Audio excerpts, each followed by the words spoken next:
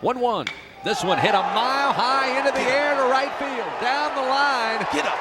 This ball is gone. 3-run blast. Tigers take the lead. 7-6 on the 6th career home run for Josh Smith.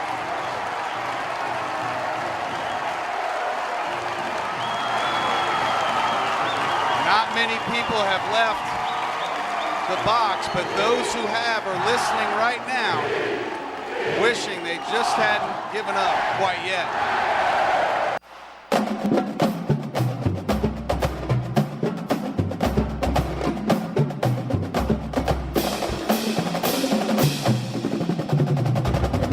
One of the few bright spots from the opening weekend against Notre Dame, the game-winning home run by Josh Smith, of course, the grand slam by Jordan, a few other things as well.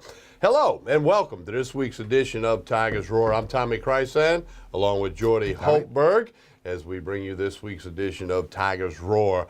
Plenty to talk about, but not a lot of LSU football stuff. Everybody wants football. Spring practice will start March 11. The only thing, information to talk about, Ed Orgeron bought a home in Baton Rouge last week. Did he? Yeah, in the University Club. So he's now a resident of East Baton Rouge Parish. And we will have Mike Scarborough of TigerBait.com a little bit later in this hour to give you some word on some recruiting info. A couple of guys in the 2020 class have been offered scholarships. As that recruiting, it just never ends. Jordy, yes, basketballs are bouncing, and in a good way. Time of the year. For the place where you played at LSU. A couple of wins since we were here last, and Will Wade continues to impress. Amazing. 16-11 overall, 7-8 in the league. The latest win was a 10-point victory over the Vanderbilt Commodores to avenge an earlier season loss in Nashville when they lost 77-71. But this was a game they had to have because the win doesn't help you that much as far as improving your stock. But a loss would have been devastating to them because Vanderbilt's sneaky good. But they're not a tournament team. But they're not a tournament team. And so they got the win, and you see what's left at Georgia on Saturday, at South Carolina, and Mississippi State to close out the regular season. Then the SEC tournament is in St. Louis this year.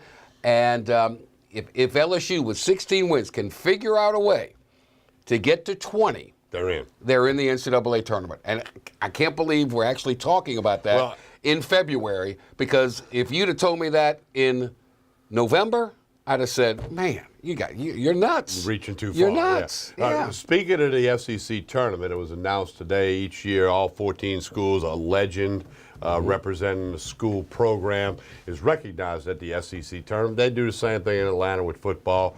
Former Tiger head coach John Brady will be the SEC legend. Way to go, John. 11 years at LSU, the 2006 Final Four in Indianapolis, a current member of the radio crew. So a tip of the hat to John Brady, as he will be the LSU SEC legend at the SEC tournament in St. Louis, March 7 to 11. One of 3 LSU coaches to take the Tigers to the Final Four. Most people can name 2 of the 3. I don't know who can all get all 3. I know the man to my left can. But back to the conversation you talked about.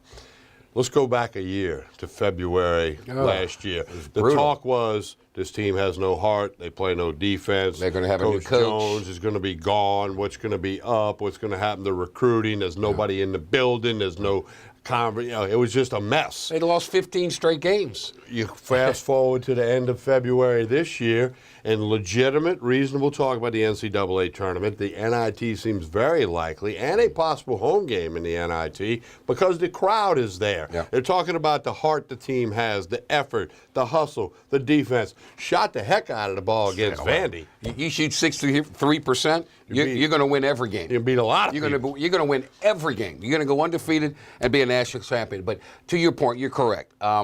Those nights when they're not shooting 63%, you got to find other ways to win, and they are because they're playing together. Everybody understands their role. That's good coaching. Their effort is outstanding. So you put it all in the blender, and 7-8 in the league. And if they can split 2 of the remaining road games, beat Mississippi State, which will be a tall task because State's pretty darn good. Win 2 out of those 3, get 1 in the SEC tournament. That's 20, They're in. They're in. They get to 19, they're going to be on the bubble. It'll depend on what some other people do. Have to get a lot of help. Get to 20, I think they would be in. Now, Can't believe we're saying it. yeah, I mean, again, even in November, even in December, even after the first three games, you would say, let's just hope for the NIT and hope for improvement. Good recruiting class coming in next year. What I liked was Will Wade came up with, we accomplished a goal, and the goal was to have a winning season. So no matter what happens from here on out, they've got a winning season. They can only go as low as 500. Right. They can't have a losing season. But they cannot have a losing season. So that's one goal. And then he said, before the Vanderbilt game, we're not talking about anything other than Vanderbilt. But after the game, he was talking about postseason play and how pressure is a privilege, as he put it. Pressure is a privilege. It sure beats the hell out of not having anything to play for at this time of the year. And that's very well said. It's a great quote. It'll be in all the quote books going forward. It'll be in the media guide next year, I can promise you. That was a great, great quote. Somebody tweeted me that very early this morning. I got a great quote for you. Ready? Success is sweet, but Okay, wait. Success is sweet, but the sweetness is in the sweat. Is that a Dale Brownism? No, that's not a Dale. That's a Jim Tressel. Jim Tressel. Jim okay. Tressel. All right, good. Success is sweet, but the sweet Let's is talk in about the sweat. Tremont Waters, 28 points against Vanderbilt, 9 assists, breaks the season record for a freshman held by Ben Simmons for assists. He's got a handful of games left. Is it safe to say, Jordy, that Trey Waters has been the difference, one of the differences with this team? No question. And I think at one point in time, about 4 or 5 games ago, he hit that freshman wall, and he looked like a freshman. He looked like a freshman. But now you notice turnovers that you wouldn't want to see. He's got a little bounce in his step. He's got a little spring now. He's getting to the hole a little better. But I've always said this, and you've known me now for a while. That orange thing in your hand, when it goes to the net, it's like Tylenol. It makes you just feel better. And everything works better. Their defense is better. Their effort is better. It's not about defense leads to good offense. In this world today, it's good offense leads to everything else. And they shot the ball well, and they played extremely well. He's got a great shot to be freshman of the year in the conference. Yes. He's had the game winners. He's had some. And he's not going to the NBA after this season. And I can promise you. He's had some turnovers that everybody scratches their head over. But he's a freshman. I mean, that's going to happen. But it doesn't matter if he's a freshman. He's going to make those same kind of plays however long he's here because he's doing so much with the ball. Well, if Bill Parcells used to say, make a football analogy, if you're not throwing interceptions, you're not trying. So if Waters isn't making a turnover or he isn't maybe getting caught up in the air or he's forcing something, that means he ain't trying. So I think you take the good and the bad. Yeah, he's going to bounce one off his foot out of bounds trying to make a spectacular play. But the assist just broke the season record for a freshman with assists and the points and the game-winning shot at A&M that day. I mean, he has done the good. It far outweighs the mistakes that all freshmen make. That any player makes, really. But he's splitting double teams. He's driving, creating things. Those things are going to happen. But the good far outweighs the bad in that. And case in point, we have talked about, and Skylar Mays is a great kid.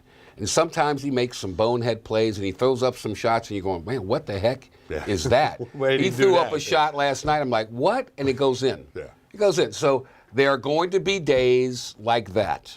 I wish there were more of them, but you don't shoot 63% very often, if ever. They did it. They won.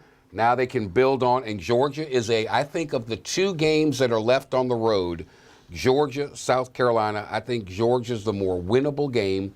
You saw how Duop Reith was taken out of the starting lineup. Will Wade wanted to get Wade Sims in there because Vanderbilt's smaller, quicker. It's a mismatch problem for Duop. But Georgia has big, so Reith will be back in the starting lineup. Wade Sims was terrific. Career high 16 points, so everything that the puppeteer, the marionette is pulling is coming up good. They can get a win on the road against Georgia. Then look out. We'll see. Yeah, well, the old cliche, one at a time. You cannot win 2 games Saturday. No, you cannot. You can win 1. You can win one. Go get the 1, right? 40 minutes. Hey, a couple other things as we roll tonight. LSU baseball tangling with the UNO Privateers as we speak. I can tell you that Zach Watson pulled out of the lineup, some type of injury during batting practice. I don't know the extent of the injury, but some something happened during batting practice, and he was taken from the already announced starting lineup for LSU baseball. Softball 10-0 heading to the West Coast. Gymnastics back to number 2 in the country. Lots of stuff happening on the LSU campus and all the campuses in Louisiana. As I mentioned, it's a busy time.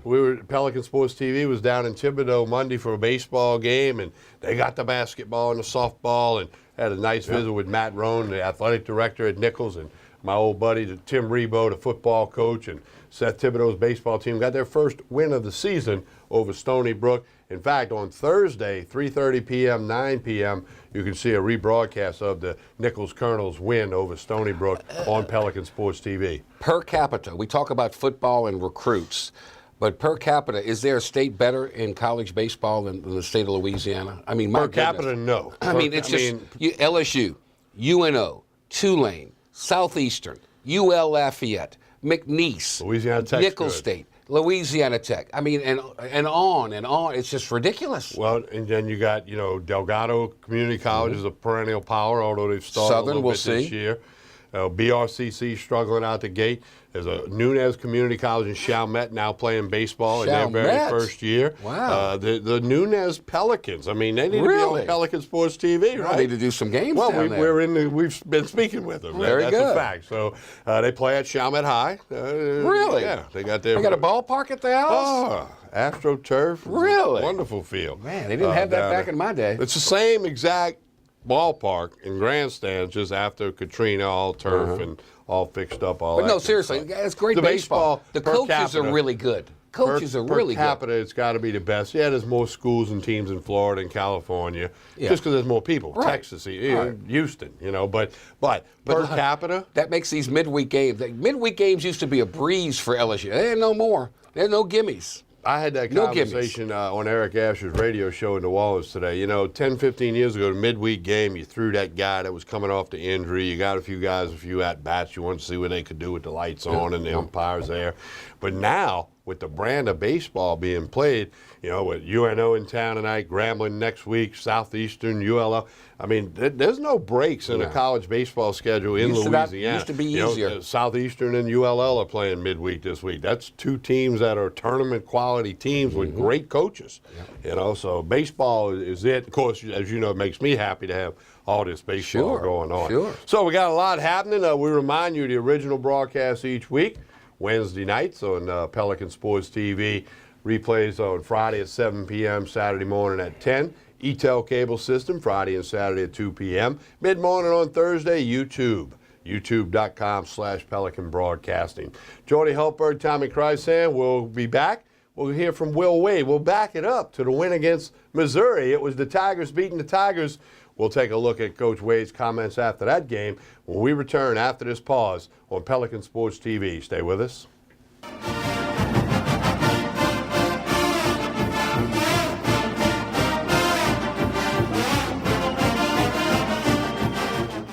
Hi, I am Dr. Farrell Frugier Jr., and I am a general dentist at Frugier Family Dentistry. I was born and raised in Baton Rouge, Louisiana. I went to Catholic High School, LSU, and LSU School of Dentistry in New Orleans, where I received my DDS degree in 1986. I always have and will continue to be committed to continuing my education, to invest in technology which makes the diagnosis and delivery of dentistry more thorough, more comfortable, and more aesthetically pleasing. In our practice, we are here to serve the patients. We want to improve their quality of life and to develop relationships with our patients. In dentistry, we have a chance to impact lives on a daily basis, not just by doing dentistry, but by getting to know them and being a part of their life. We also believe in giving back to our community. So every year, we give back to the Greater Baton Rouge Food Bank, Toys for Tots, and Mary Bird Perkins Cancer Center. Please stop by and visit our office. We would love to take care of you and your family. Hi, I'm Jordy Hultberg for Tremonti's Meat and Seafood Market at 12451 Old Jefferson Highway. Chairman's Reserve steaks, their pork, their chicken, their seafood, top of the line. Primo barbecue pits, Icy Tech coolers. They can go anywhere and cater anything for you. Go to 751-7665 to call Tremonti's Meat and Seafood Market, where good meat ain't cheap and cheap meat ain't good. Tremonti's Meat and Seafood Market.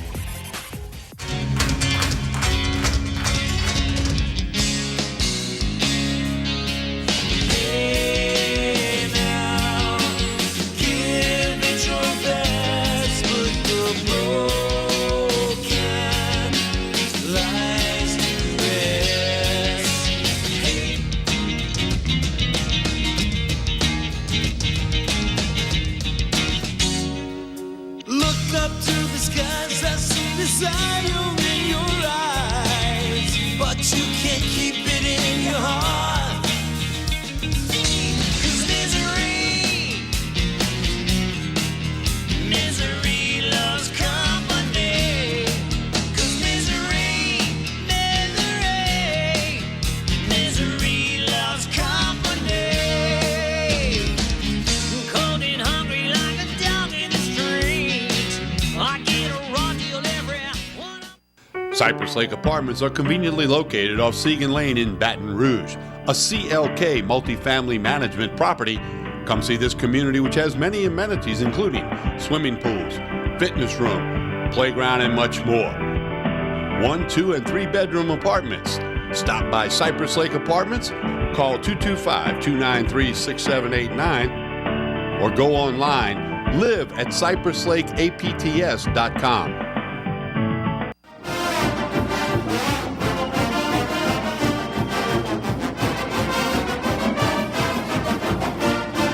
We continue with Tigers Roar. Jody Hultberg, Tommy Chrysan with you. Coming up a little bit later, Mike Scarborough of TigerBait.com.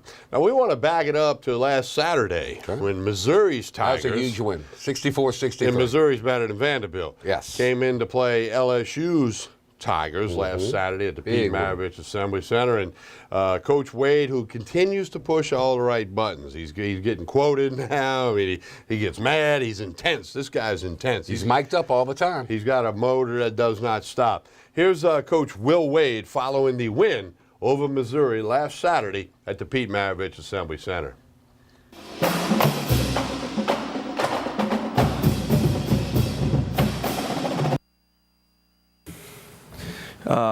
Obviously a good win. Darryl made a winning play at the end there on the charge.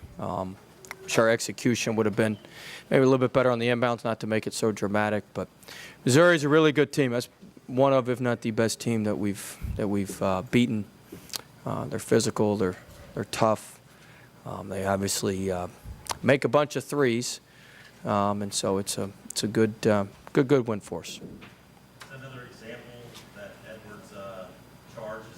That's what he does. Yeah, that's what we talked about. You know, he's competitive. He's tough. He's always on the winning team because he makes little plays like that. You talk about Tremont playing glass, 12:45 with 3 fouls after he made that. Yeah, I tried to learn my lesson. You know, at Alabama, he picked up that 3rd foul, and I put him on the bench for a little while. And I felt like, you know, we got to trust him a little bit more and try to learn and get a little bit better each time. I played Epps with fouls a little bit longer than I typically play him. So you got to trust those guys and let them play through it a little bit more. And I tried to do that. Tonight. Coach, you said before you're never going to be an excellent rebounding team right now with these guys, but if you can keep it close, but you actually beat them on the boards tonight. Yeah, that was critical. I thought Sims did a good job blocking out. I thought Sims was pretty physical when he was in there. I thought he played well. I thought we dug a few out when we needed to. When they went on their run in the second half, I think they got 3 offensive rebounds in about a 3 or 4 minute spurt, and that's what really got their run going. They're so good. When they get an offensive rebound, they kick that thing out for 3, and it's over. It's money. So, you know, we had to limit their offensive rebounds, but we did a good job going to the glass ourselves and getting a few.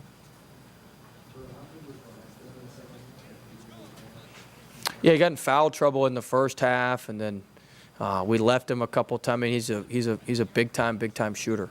I think at one point he was shooting almost 50% on the season from 3, like 48. I mean, he's a big time shooter and catch and shoot guy, and you can't leave him. He's a tough matchup for us because he's so big and physical, and you know, he can make jump shots. But he got him going in the second half. What did he end up with? 6 threes, 5 threes, 5 or 6, 6 of 8, right? 6 of 8. So, I mean, that's 6 of 8. That's hard to shoot from 2.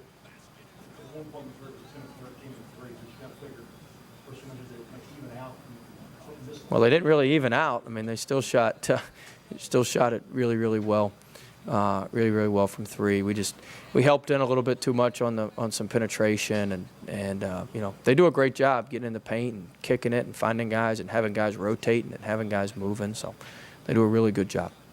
Darryl took the charge there late, but in those last 2 possessions to go 1-3-1, what was the strategy? First, I think y'all switched it there and went through. Yeah. Well, the thinking was that they run good stuff out of sideline, out of bounds, and they run good stuff. But also just we weren't able to guard Robertson off the ball screen. And so we started hedging him late in the game, but then he was throwing it back. Porter just missed a wide open look when we were up 1 on that wing off a hedge. And so he just missed it. It wasn't anything we did because we couldn't recover back quickly on the hedge because he strung us out.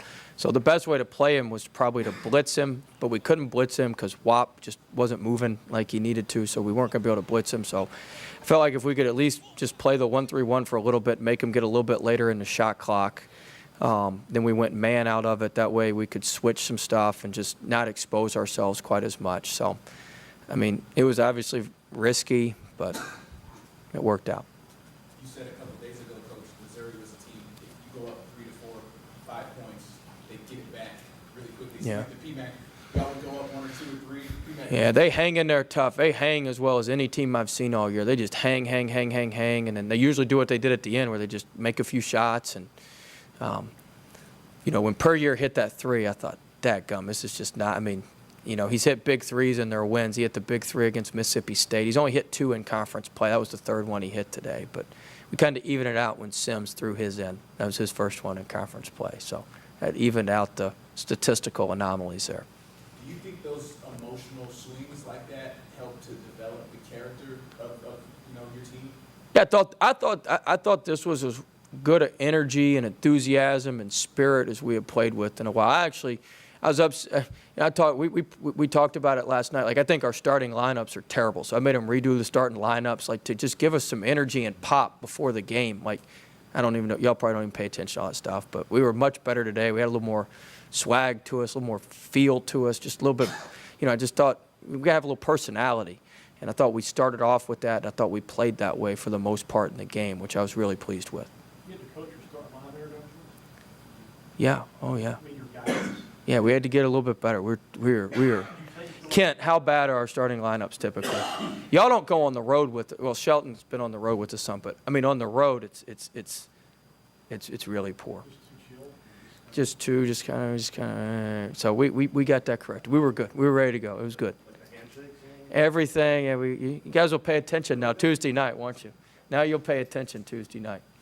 Well, the stop when you were down 1 after Tremont hit the shot with a little over a minute ago. Had really good defense made him stop. He had a stop there when Harry hit the rebound. Yeah, it was a big rebound by Epps. Thought he did a great job coming down with that. And, you know, Trey made some big plays. We kept the ball in his hand there at the end of the game. We ran the same play we ran against Alabama the first time. And the second one we just ran one of our flat ball screen sets. And, you know, he made the right plays, and they went in today. So when you're improving player in strategies, you go to the tape. I mean, what's the? No, we just talked about it. They know they were pretty lame, so we just talked about it. And hey, no stone unturned. You gotta have everything. The last shot you guys took was there any hesitation by you drawing off that play for Draymond? No, that's who we were gonna go with.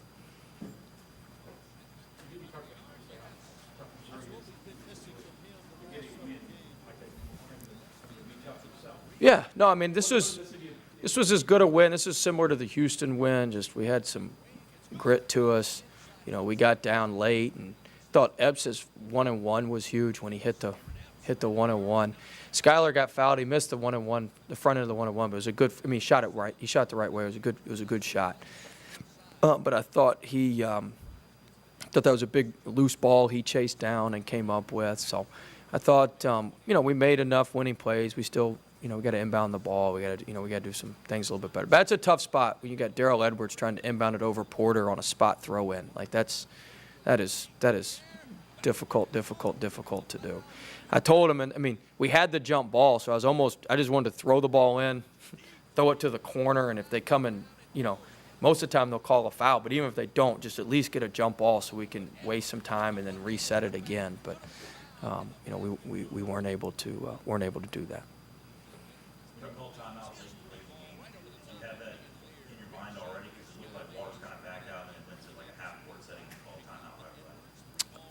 Oh, well, we were going to see if we could get something in transition, and we didn't get anything in transition, so then we called timeout.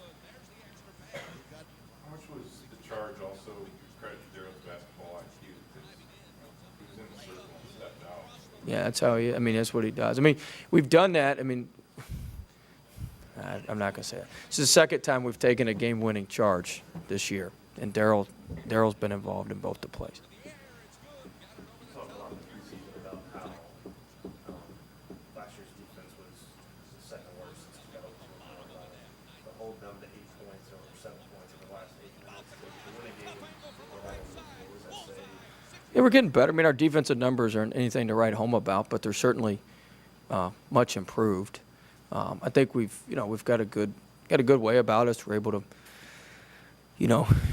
dig things out a little bit, and I thought we were a little tougher around the rim today than we've been in a while. We caused some stuff at the rim. We didn't necessarily block a lot of shots, but we affected a lot of shots. I thought we had a little bit more pop to us at the rim than we've maybe had. That one blowout pass. Always good. We always have that. They threw it to me this time. That was nice of them. Ron, you always have to remind us of that sort of stuff. I don't know. I was being positive today, Rod. Yeah, I guess he hurt us. He keeps hurting the same foot. Keeps coming down wrong on it. So we just got him. He didn't practice the last 3 days. We were letting him lay low, and he said it was the best he'd felt in weeks coming into the game. So they do a good job post crushing, so it wasn't a game where he was going to be overly effective on the block anyway. Thought Sims really helped us today. Sims really helped. It looked like the Sims we had in the non-conference.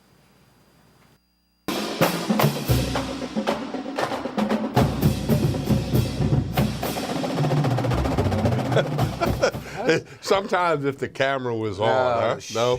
No, we can't go there, but Will Wade, good job. We had a fun conversation during the break there. But anyway, yeah, Will Wade, and we're going to get more of Will Wade, on tonight's program. Lots of other stuff for you, as I said. Mike Scarborough, TigerBait.com. Jordy, obviously there are a lot of differences with this basketball team than last year. Okay, it's almost not even fair to make a comparison at this point. Light years better. But you, with the basketball eye, what's some of the things you've seen in the big picture? Not Tremont Waters with the assists, right? In the big picture that you think has caused the enthusiasm, caused more people to get into the PMAC.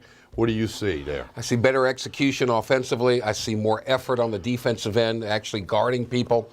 They actually learn to block out and go for rebounds. Now, they're not perfect. They definitely have flaws and warts on it. But the overall effort, the overall enthusiasm, the overall tenacity is there. And it kind of reminds me of Dale Brown's first team. They call them the Hustlers. Limited in ability, but they get after it. And it just takes a player or two to make you better. Skylar Mays is a better player this year. Duop Reith is a better player. His low post moves and skills are far better than they were a year ago. And that comes with coaching. Aaron Epps, much better. They realize where he's effective. They get him the basketball in that zone. He's a corner shooter. That's what he loves to do. He can knock down threes. So it's just overall, you can tell that, and this is not a knock on Johnny Jones and his staff. It's just sometimes things don't work out. And once that snowball starts going downhill, you can't stop it. But this club, look, he has set a tone. He's laying that foundation. You don't play hard, we're kicking you out the locker room, not letting you wear the jerseys. You're not going to eat steaks. You're going to eat ham and cheese sandwiches. Sending a message, discipline, accountability. And you know who's running the ship, and it's the head coach. And what you perfectly led me into what I wanted to say. You say it's the head coach.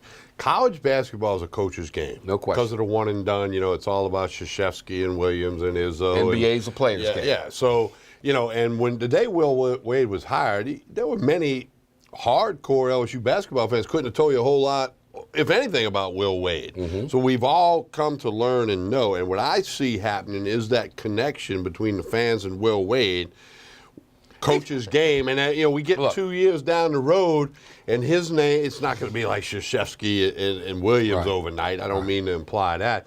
But in Baton Rouge and in Louisiana and in the Southeastern Conference, he keeps doing what he's doing. The quotes, the ham sandwich thing. He's going to establish himself as one of those coaches that get talked about. What the fans like in this part of the world? They liked Nick Saban throwing his headset, screaming at the officials, screaming at his players. What was Johnny Jones? Johnny Jones laid back, Taking a nap. never said a word, just stood there. What's Will Wade? The antithesis of that. He's fighting. You see a timeout. He's jumping on people's, in their face, going, "What are you doing? What is this? What is that?" That's what LSU fans like. They want to see a fighter. They want to see a fighting tiger. A fighting tiger, and that's what you get in Will Wade. That's what people were concerned about at one point in time with Ed Orgeron. Where was the fiery Ed Orgeron? And they got back to that a little bit. So that's what they want. Yeah, that's what they deserve. And I think that's what they're getting. And I went to one game this year. That's all I've made, a A&M game, and I saw him go up and down with Kyler Mays on a fast break, not holding. Unlike your boy, Coach Kennedy at A&M, he doesn't say a word. He never says a word. Not much. Boy, I tell you what, they look bad against Mississippi State. They got beat at home. They have fallen apart. They don't dive for loose balls. They don't do anything. 11 when LSU beat them. I'm telling you, you better talk to your boy because they're struggling a little bit. I'm telling you, there's some rumblings. Alabama's struggling now. They got Auburn next. That rivalry thing there. Yeah. I was very high on Alabama. How many teams does the SEC get in? At least 6, huh? Oh, I think they get more. I said at least 6. I think they get at least 8. At least 8. And I think they knock it out the park this year. LSU's a game out of third place.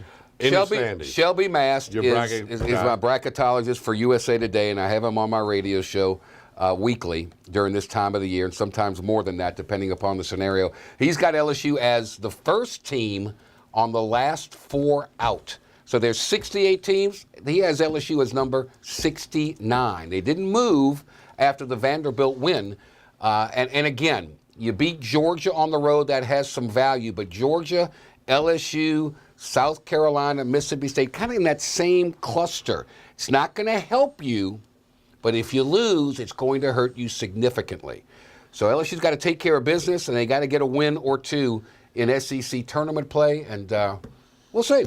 They're playing postseason basketball. Somewhere they're going to play in the postseason. They'll be 16 and 15. They'll be in the NIT. Now they need to win a couple more games to get to the NIT. Okay. Well, they got to get to 18, I think, to get to the NIT. All right, sounds good. 20 to the tournament. 20, they got to put them in there. I would think they got some 7 quadrant 1 wins. We got to pull for Michigan to keep winning. Got to pull for Houston to keep winning. That helps. And that's makes a good those wins point. valuable. Everybody, sometimes you get focused in on what LSU's doing or not doing, and then maybe what the other guys in the SEC. It matters nationwide. What's that 4th, 5th, 6th place team in the Big 10, the Big 12, the Pac-12? What are they doing? Because if they end up with 20 wins and LSU has 19, they're going to get in, and LSU's not. In other words, it hurt for LSU's cause that Texas A&M lost last night. It hurt their cause that Arkansas lost to Kentucky, although not as big as losing to Mississippi State, but it still hurt their cause. We got to get these teams that LSU has beaten, the A&Ms, the Arkansas, to start winning. RPI. Yeah, win games. We'll take a break. When we come back, Mike Scarborough, TigerBait.com. Not a lot happening in recruiting, but we'll find out what is. And, of course, he'll tell you all about TigerBait.com. We'll do that when we return with more of Tigers Roar right here on Pelican Sports TV. Stay with us.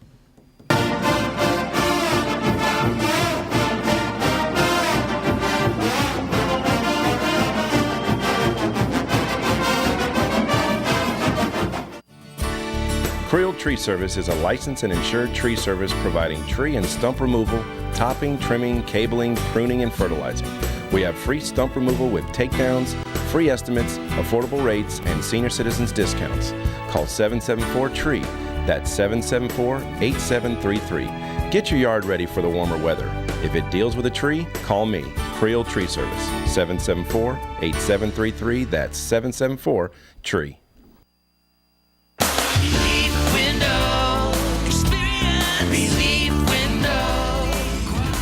When my wife and I started Relief Windows, what we were trying to do, what our goal was to give a quality job to a homeowner. Everybody's scared of contractors. We wanted to change the mold of what that is. Not showing up on time, not answering the phone, somebody running with your money. The reason why you should pick Relief Windows to do your renovation of your home, windows, doors, hardy plank, or siding, is because of the experience, quality service of our company. Service is everything we have. It's the foundation of our company. We're going to show up on time. We're going to do the job right. Over 60% of our customers is customer referral. We're a local company here in Baton Rouge, built in Baton Rouge, staying in Baton Rouge. Okay. The job's not done until you're happy and we're happy. It's built the old-fashioned way, with a handshake. Here at Relief Windows, it's an honor to be official window, door, and siding company of LSU Athletics, from one winning team to another.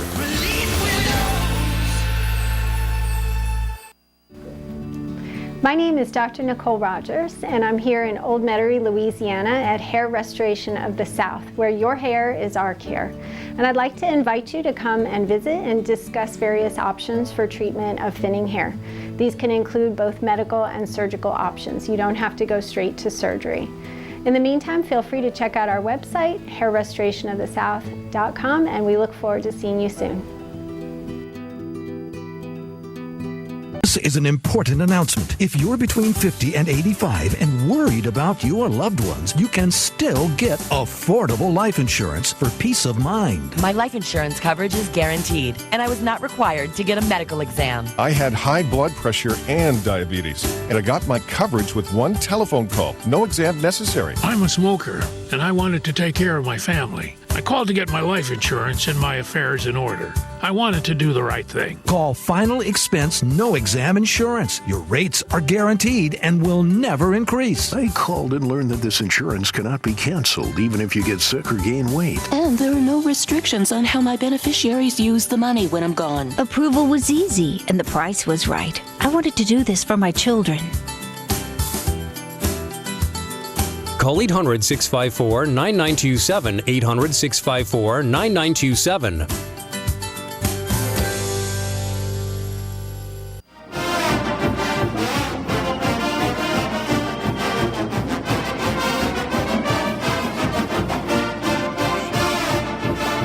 All right, that floor director didn't get us back, so we gotta go old-fashioned here, Joe. You ready to go old-fashioned? Old-fashioned? You gonna dial it up?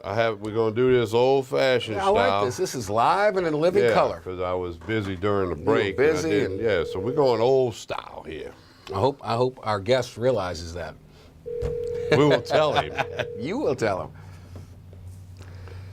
Do-do-do-do-do-do.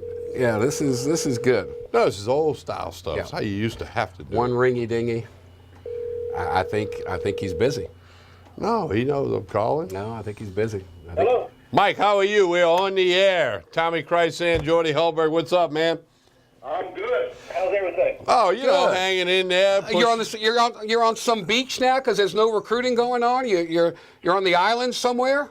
Yeah, I've been hanging out at False River for 2 weeks. Oh, that's beautiful part of the world. I love it. I love it. No, I've been here. Mike, as we know, I mean, recruiting never stops, but it hasn't been, as busy as of late, although the coaches will tell you they're busy with it, 2019 class, 2020 class, and, kind of in the big picture, what's going on. I know LSU offered a quarterback for 2020 today, a kid out of Texas.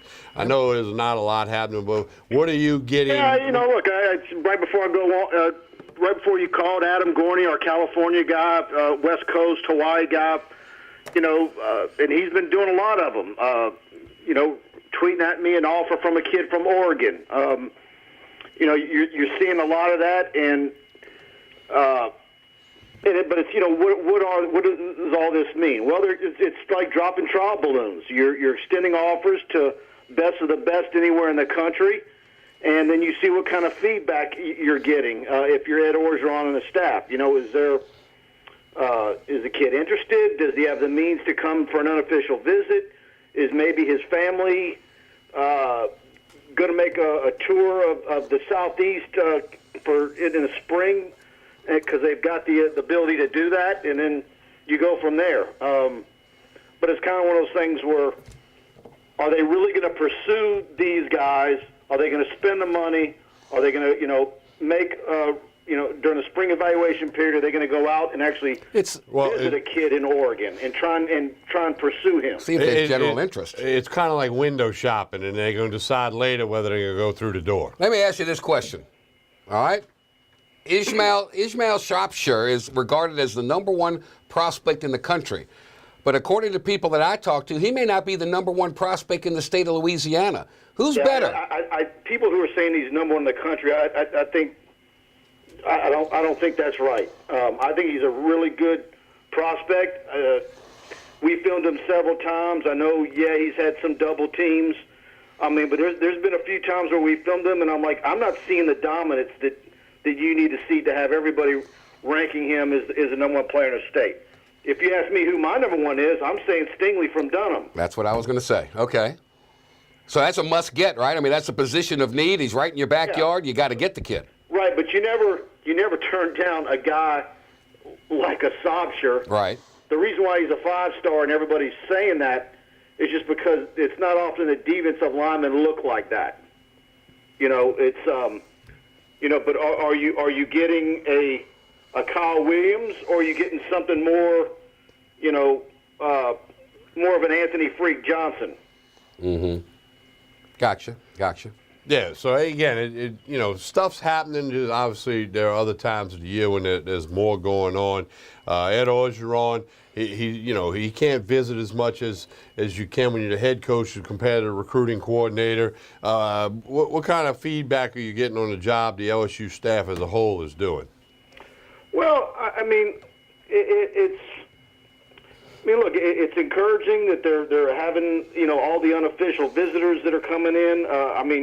The number one prospect in the state of Mississippi from Arkansas, Burks. I talked to his coach Monday. That's his second unofficial visit.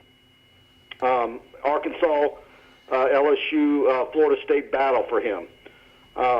It's positive that they're getting all those kids in. I just think it's, we keep saying over and over, it's just imperative that they keep 95% of the Louisiana kids home that they offer this year. Mm-hmm.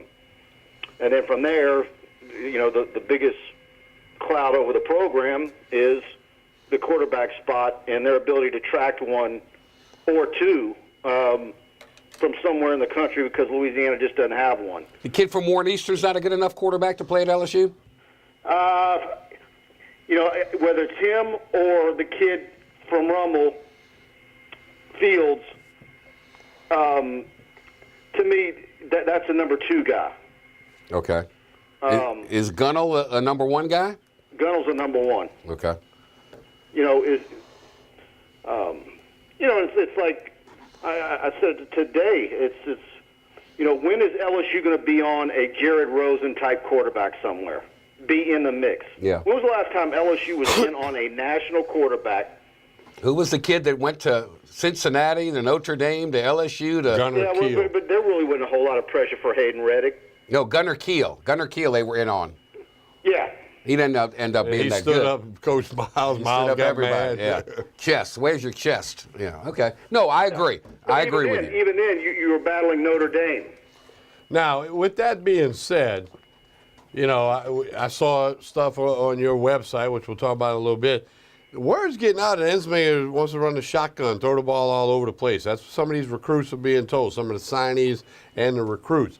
If LSU gets out on the field this year and that's what happens, maybe they can get in on a national quarterback. Yeah, and I believe that.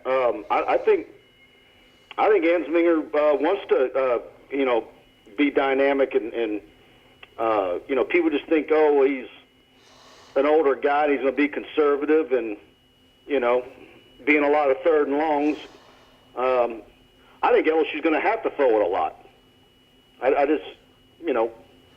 Yeah, well, they got the toughest schedule that I think they've ever played in football in the history of the school. So, I mean. Yeah, but it's kind of like, pick your, if you're Miami, what we know right now, if you're Miami defensively, what do you do in the first series? Do you send the house on Brennan or?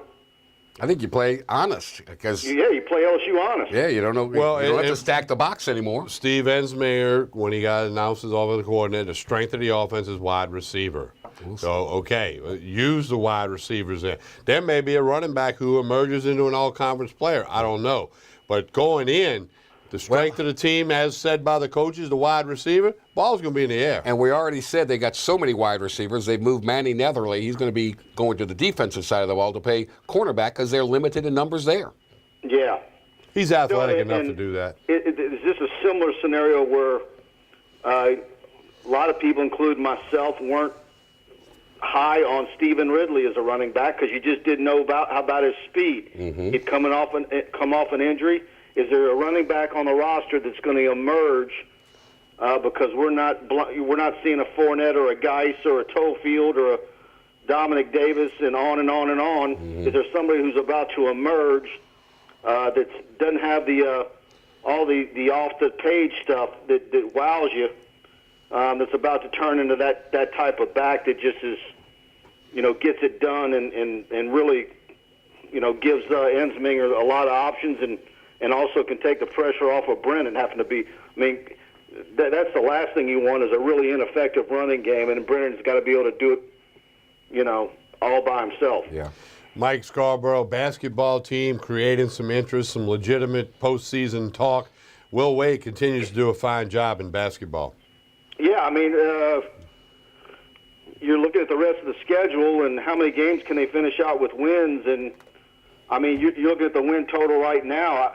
Most people didn't think LSU would come anywhere towards the win total they have now. That's right. That's right. So it's to me, I don't know of anybody that hasn't had their expectations extremely exceeded. So, and I think he's still out there recruiting for this next year's team. I think he's going for a wing out of junior college, about a 6'5", 6'6" kid that can shoot the basketball. I think he wants some older and some tougher kids to go along with the mix of 4 or 5 recruits that he's got coming in already. So he's doing the job on and off the court. Well, I'm really looking forward to is next fall, and I'm not saying it's going to happen just because the football season's not going to be what you want it to be early, but I think there's going to be a buzz leading into the next basketball season. Oh, yeah. Well, like we hadn't seen in a long, long time. Yep. I agree. Baseball's tangling with UNO as we speak, and the weekend didn't start like they wanted against Notre Dame, but there's a long way to go with the baseball season. Hey, Mike, TigerBait.com. Tell everybody what they're going to get when they visit the website and how. TigerBait.com. Look, we had a little bit of a lull, but it's really about to kick into a gear because we've got the Rivals Camp Series. Mobile is on Sunday. All the top kids from Louisiana are registered and expected to be there. So we're going to have tons of video one-on-ones, all the position groups, wrap-ups, analysis, those guys going against the best in Alabama, Mississippi, Panhandle of Florida. And then, of course, some kids from Southwest Louisiana will be at one in Houston and then Dallas next month. So we're about to have all that on top of all of our basketball and baseball coverage, and spring football's here within a few weeks. One question before we let you go. I'm just curious. Everybody's talking about this 2019 class in the state of Louisiana. How many legitimate SEC caliber players are there in the state of Louisiana that are going to be seniors next year? Certainly all the kids that currently have an offer from LSU, and then I think there's, probably a handful more that have a real chance at getting an offer from LSU. Is it 15? Is it 16? Is it 10? Is it? I would say middle teens for sure. Middle teens, maybe okay. more. Okay, that's all I need to know. Mike, how can people subscribe to TigerBait.com? That's it. Just go to TigerBait, walks through the process. You can be signed up and enrolling and on our premium message board within 3 or 4 minutes. 3 or 4 minutes. All right, Mike, as always, we appreciate it. Keep up all the good work, and we'll visit again next week. Looking forward to it. Thanks. All right, TigerBait.com. I go there frequently to get info. 15, 16 top flight prospects okay, if in the state. 15 or 16. You better get 13 or 14 of them. Coach Orgeron better get at least 13 or 14. You're not going to get them all because you're not. 1 or 2 of those could be a miss. That you're not. Some people want to get us out of state. You can't control that, but. Boy, he's got to corral them. This is the year. In fact, at CrescentCitySports.com, Renee Nato had a big 2-part series this past week about the ones that got away, and then the ones that didn't. And it was quite interesting because it was quite a list of names. I've been in the recruiting business, being recruited personally and then being a coach and recruiting kids. You think you've got them, you've done everything you can possibly do, and then they change their mind. It happens. Through no fault of the coaching staff or their approach, it just happen. So you got to go with what those that really want to play for you, and hopefully what counts now is how early you get involved with these kids. These kids, you got to get to them when they're in the 8th grade now, and show them the love. They want to the be letters, loved. the texts, the calls, the family. You got to get, you got to just show the love. Everybody wants to be courted. Everybody wants to be dated. You got to date them. Now, I'll say this. I'll make an analogy. A football team signs 25 people now, national letter of intent. No team ever has made a list of 25 guys and then went and got all of them. That has never, ever occurred. So you're not going to get them all. Some are going to get away. And as I've said for decades now, I can make a long list of LSU athletes not from Louisiana who came in, were really good, all conference, All-American, still live in the community, got a job working, being a part of it. It's a long, long list, so it's always tit for tat. You go, oh, that guy got away. Well, some other guy got away to LSU, Can't to get them all. Louisiana. Cannot get them all. That's It's just impossible. a part of it. All right, we're going to take a break. We'll come back with much more on this week's edition of Tigers Roar. Spread the roar. Baton Rouge, Lafayette, New Orleans. You are watching Pelican Sports TV.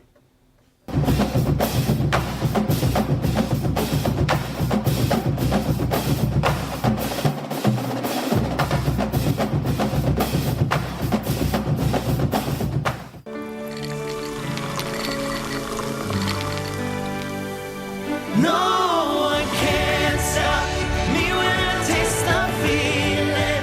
Nothing could ever bring me down. Nothing could ever bring me down.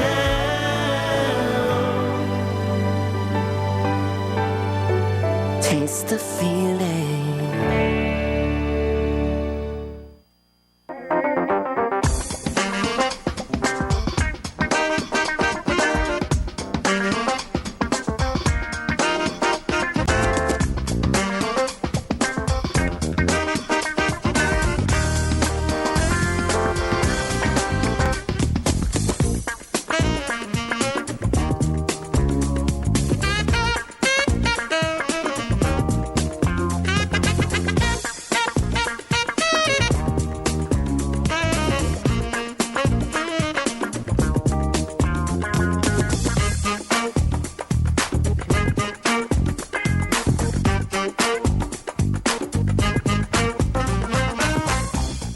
Woodburners, serving South Louisiana since 1977, is a family-owned and operated company with over 30 years of experience. They're the fireplace experts, providing upscale products at an affordable price. Fireplaces, glass doors, wood stoves and stove chimneys, mantles, screens, gas logs, and tool sets. Visit online at woodburnersinc.com. Call 225-752-2590 or stop by 10510 Airline Highway in Baton Rouge. Hi, I am Dr. Farrell Frugier Jr., and I am a general dentist at Frugier Family Dentistry. I was born and raised in Baton Rouge, Louisiana. I went to Catholic High School, LSU, and LSU School of Dentistry in New Orleans, where I received my DDS degree in 1986. I always have and will continue to be committed to continuing my education, to invest in technology which makes the diagnosis and delivery of dentistry more thorough, more comfortable, and more aesthetically pleasing. In our practice, we are here to serve the patients. We want to improve their quality of life and to develop relationships with our patients. In dentistry, we have a chance to impact lives on a daily basis, not just by doing dentistry, but by getting to know them and being a part of their life. We also believe in giving back to our community. So every year, we give back to the Greater Baton Rouge Food Bank, Toys for Tots, and Mary Bird Perkins Cancer Center. Please stop by and visit our office. We would love to take care of you and your family. For Total Home Pest Control, who are you going to call? Call the Bug Man, 923-BUGS. For total pest control for your home or business, call the original Salvant. Call the Bug Man today, 923-BUGS.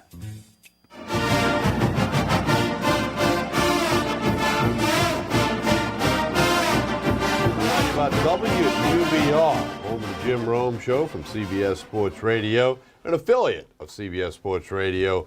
A great mixture of the national programming and the local stuff with Jordy Hultberg, Buddy Sanji, myself. Friday afternoons, Dave Scandaliato from Las Vegas, if you like to wager on sports. college hoops, NBA, bases around the corner.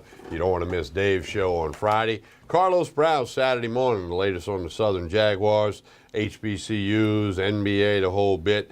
That's each and every Saturday morning from 10 a.m. to 12 noon. On the weeknights through the evening and through the night, Louisiana Music Hall of Fame radio hosted by Mike Shepard. We'll have select Houston Astro baseball games on for you this year. Jordy, tell them about your program in the Lafayette market. Each and every day, Monday through Friday, from 2 to 4 p.m. on 103.7 The Game, 103.7.com, KLWB. So be sure you dial it up each and every day. Thank you. Speaking of Southern University, Pelican Sports TV will be out there on Thursday, March 1st for a home SWAC doubleheader against Prairie View. So we'll be out there on hand. Get out to the F.G. Clark Activity Center. New coach, you like him? Mo Scott, he's a good guy. Yeah, and he's doing well. Get out to the F.G. Clark Activity Center next Thursday. You might end up on TV. Chris Powers will be on the call. It'll be tape delayed on Pelican Sports TV, but both Jaguar teams doing very well. Mo Scott's men's team, Sandy Pugh's women's team doing really good in the SWAC for Southern, and appreciate Athletic Director Roman Banks and his entire staff, and looking forward to being out there next week. We'll tell you more about that and how you can watch those Jaguar games when we get a little bit closer to that. Back to basketball, back to Will Wade. You know, we heard from his comments after beating Missouri last Saturday. On Tuesday of this week, Vanderbilt, not a postseason team in all likelihood, but a good win. Vanderbilt only led for 17 seconds in the game. Remember, Vandy beat them in Nashville, 77-71. So a good shooting team. They rely on the three ball, and LSU overcame it. Had a 10-point lead at half, win the game by 10, had a nice crowd that were into the game. Trey Waters with 28 points and the 9 assists and set that season assist record for a freshman. So we got all that. But we got Will Wade with his comments following the win earlier this week against the Vanderbilt Commodores. Here's your Tiger head basketball coach, Will Wade. All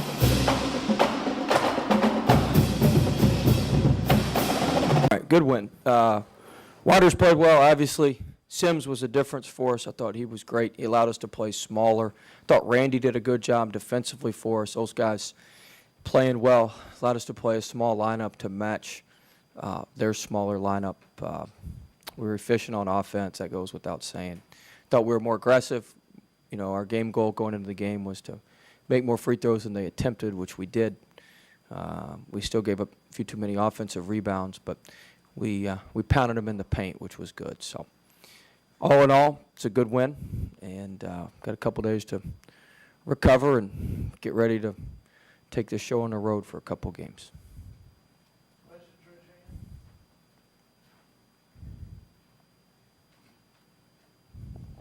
How much was starting Wade because of that, the ability to go small? It was all the matchup. Yeah. Wap could have. I mean, Wap was healthy tonight. It was just the way they were playing so small. It was going to be tough. You know, when he was out there, we gave up 4 threes in the second half. Just it's not. Well, they weren't necessarily his fault. It's just we can't rotate quick enough. We can't move quick enough sometimes. So it was actually worked out perfectly. We won the game, and we were able to rest him a little bit. And we're obviously going to need him Saturday at Georgia. It's not going to be a game where we can play small ball at Georgia. So, you know, I think, it was the whole deal starting Sims was to just keep the match up, and then we put Randy in for him first. So Sims was getting a little winded. He hadn't played that much. So that was a lot of minutes for him. For Wade, how big was that three-pointer? Bryce was talking about how they had to respect him the rest of the game. How much did that open up things? Yeah, I think it helped a ton. You know, he's hit threes in back-to-back games, so he's certainly making up for lost time, which is good. But I'm proud of him. He's been working hard. He's been, you know, he's come back around, and you know, I think that opens everything up when he plays like that. And then he was able to play behind the defense tonight, which is something we've been working on him on, just catching in simple finishes. And, you know, he was really good tonight. He was a difference maker for us tonight.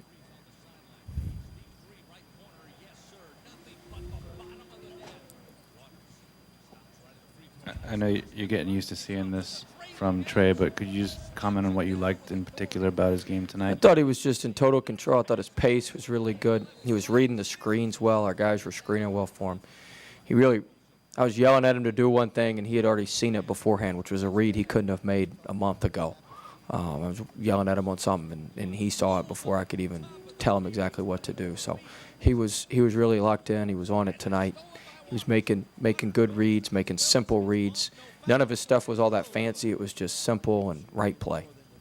How advanced is his court vision? It looks like he's able to make, behind the back passes that a lot of people can't make. It's good. He knows where the guys are. The best pass of the night was the one to Epps where he came in there and just tomahawked it. That was a tough pass, kind of a wraparound underneath the goal. That was a rough, tough pass. But he's a good player. When he plays like he did tonight, we're going to be tough to beat.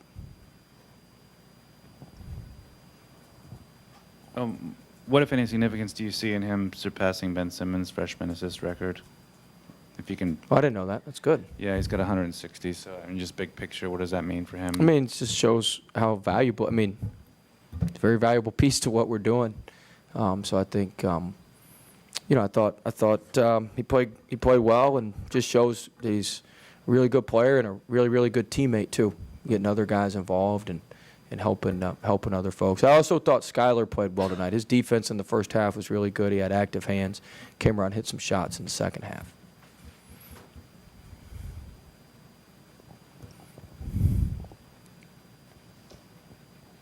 At the very least, you've made yourselves eligible. Yes, we're winning season. Huh? 16 wins. How about that? Do you start thinking at all now about at least, all right, you've got an We got NIT 16. possibility. Now we got to move on from there. Try to get 17. All right? Let's try to get back to even in the SEC. But getting 16 was good. Really good.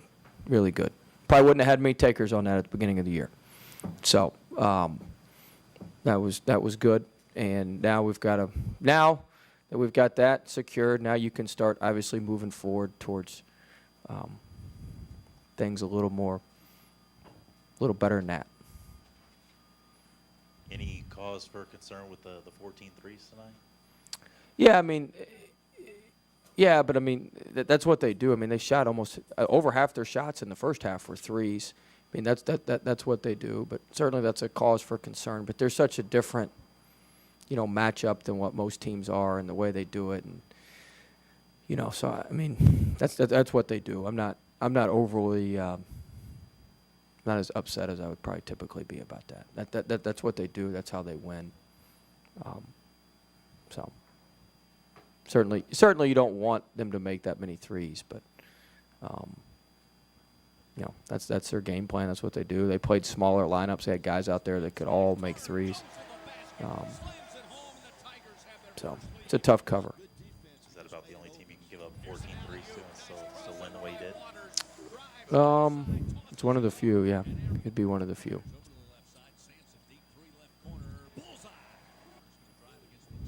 When it comes down to threes, are you more concerned with the amount another team making or the percentage they make? The percentage. They shot a pretty good. They shot 36%. It's more about the percentage than how many they make. If they're going to take a ton of those, then I thought the big key in the second half, we answered them 3 for 3 there for a while when it was between like 8 and 11, 8 and 12. We answered that. Did you guys get all that good stuff from the starting lineup? I saw some of y'all down there filming that. Y'all get some good clips there? See, I told you we got a little more pop to us. I don't know, but see, I told you we got a little more spunk to us. Now we got to see if we can do that on the road. We've been even worse on the road, so now we got to see if we can take this on the road, have a little spirit to us on Saturday at Georgia. Huh? Yeah, we've been awful. We don't even do the lineups on the road hardly. We're just standing, and there's people just stand there. It's really bad. So hopefully we'll work on that and see if we can get off on the right foot in Athens on Saturday. Do you have a favorite celebration that you saw tonight? Or? No, I like winning. So my favorite celebration was watching that clock run out when Daryl got that rebound and dribbled that clock out. That was about the best thing I saw tonight. It was a good win for us. It was a good win. They're a good team. They don't go away. They've been playing confidently. They just beat Florida and Mississippi State at home. We know how good Florida is. Mississippi State's been playing great. They went to A&M tonight and whipped A&M. So it was a very, very good win.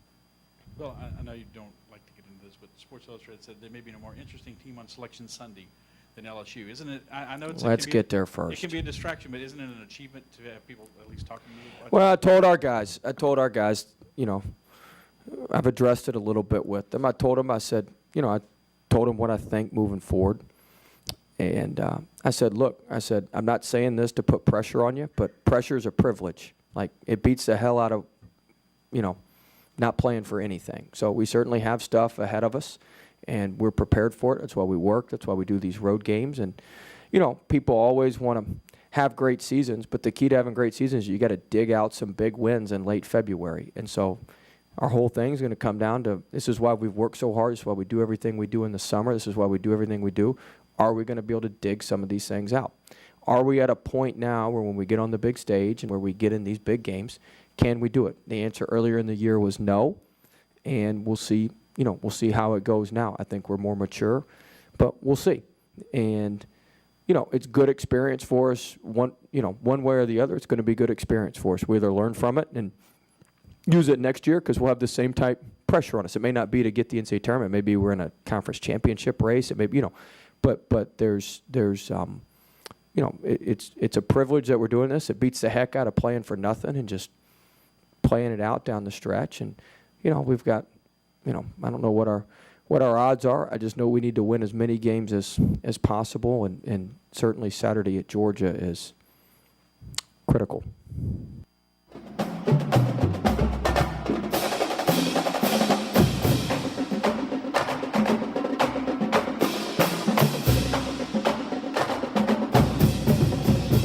I love his candor. I love his honesty. He says, hey, it's pressure, but we like it. Don't know what our chances are. I just know we got to win games. We win games, it'll take care of itself. I think the fans like that he's so straightforward. He'll, you know, what he said with that one speech a week or so ago, we can't even get an outlet pass. We mess one up every game. Yeah, you know, I think they like the genuine, he's speaking from the heart, speaking from the brain, on what he's seeing and not seeing. And I think that goes a long way. Was he a little sarcastic when he said 16 wins? You know, we're going to have a winning season. 16. Not many people would take that, and I agree. But I know 16's not what he's looking for. But I think the idea that they now cannot have a losing season when LSU's had them for many years in a row now, it kind of takes, 1 year in a row. I guess 2 years ago when they didn't go to the tournament. They had a winning record. They did have a winning record. So I know this team will go to a tournament. I know they will play in a tournament. Yeah. They will not say no, which is still the most baffling thing I've ever seen in my entire life. I guess we don't have to rehash that. That was Johnny Jones's decision, not Joe Oliva's. Yeah. Some people thought Oliva told him don't go. That's not correct. That's not correct. Okay. All right. We just wanted to. We didn't mean to go that far backwards, but in a way we just did. But that's the way it goes. In a way. But anyway, he's done a great job. There's no question about that. There's a buzz about LSU basketball. Help is on the way, but that's next year. This year's still a lot to play for, and that's awesome. Late in February. It's awesome. Georgia Saturday, South Carolina Wednesday, Mississippi State Saturday at home. Yeah, 2 on the road, 1 at home. Yeah, and then you go to St. Louis, and that once you get these three out of the way, then you know what you have to do after that. So we'll see. You know, it's funny. About a week or so ago, I heard somebody or I read somewhere, SEC basketball tournament in St. Louis, and I didn't realize it. I had to go look it up at the SEC site because it's been in Atlanta forever, and I mean all of a sudden St.Louis. I get it. Come on, New Orleans. Come on, get the it down in New Orleans, but St. Louis, and we'll mention it again. The SEC selects a legend from each school that will be honored at pre-game or ceremony banquet during the tournament, which is March 7 through 11 in St. Louis. John Brady will be the LSU SEC legend, 11 years as coach. Took him to the Final Four in 2006 in Indianapolis, and currently a member of the radio crew. So tip of the hat to SEC legend for 2018 SEC basketball, John Brady. That was cutting the nets down to get to that Final Four. So good for him. LSU's won how many SEC basketball tournament titles? One.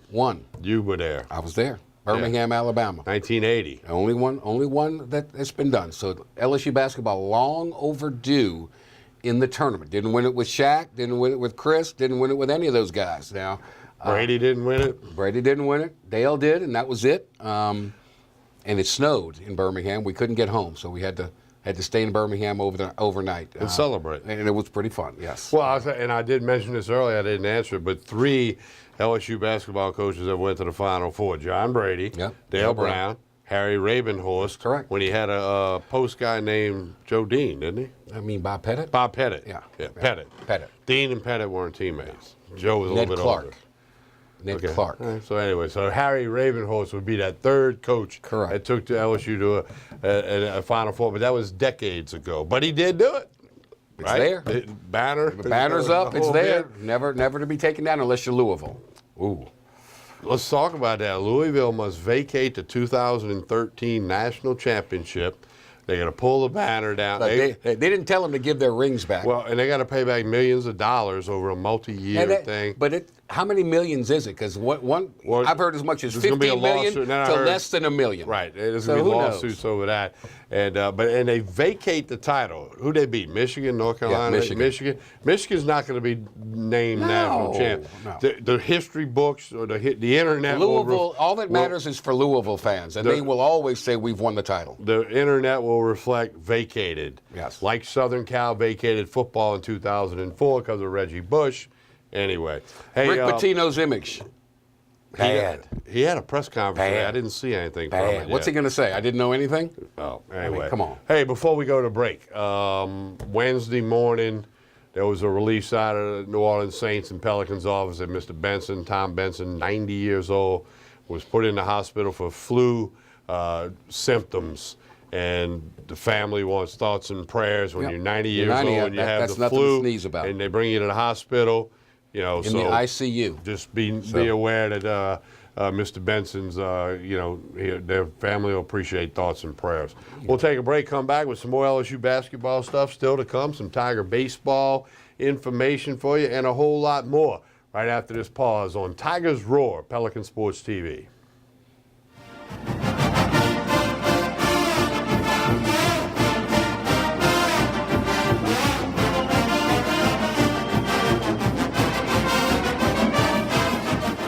I knew I could get myself out of this. I just needed some hope and some help. I took the first step to recovery when I made the call. If you're depressed, drinking, and using drugs, you may need help. And the Affordable Care Act guarantees coverage of substance abuse. Call the Addiction, Hope, and Helpline now for a free assessment. I had problems just getting to sleep, drinking and using pills every night. I feel like I'm losing control. I'm afraid I'll lose my job or even my family. Are you losing hope? You can recover and get back on track. Call now for hope and help with proven, gentle recovery programs. I never thought that I could be somebody who didn't drink and use drugs. I have something to hold on to for strength. I'm in recovery, getting the help I need. Call the Addiction, Hope, and Helpline now for a free assessment with someone who cares. Call 800-383-8177. 800-383-8177. Hi, I am Dr. Farrell Frugier Jr., and I am a general dentist at Frugier Family Dentistry. I was born and raised in Baton Rouge, Louisiana. I went to Catholic High School, LSU, and LSU School of Dentistry in New Orleans, where I received my DDS degree in 1986. I always have and will continue to be committed to continuing my education, to invest in technology which makes the diagnosis and delivery of dentistry more thorough, more comfortable, and more aesthetically pleasing. In our practice, we are here to serve the patients. We want to improve their quality of life and to develop relationships with our patients. In dentistry, we have a chance to impact lives on a daily basis, not just by doing dentistry, but by getting to know them and being a part of their life. We also believe in giving back to our community. So every year, we give back to the Greater Baton Rouge Food Bank, Toys for Tots, and Mary Bird Perkins Cancer Center. Please stop by and visit our office. We would love to take care of you and your family. Hello, my name is Debbie. Welcome to Debbie's Bridal, a Formal Affair.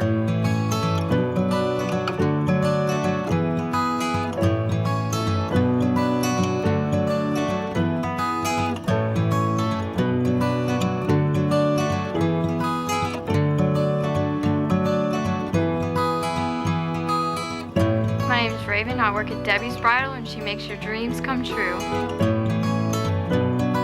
Hello, Hola. 你好. Experience what the Baton Rouge International School can offer your children. Now welcoming displaced students for short and long-term stability.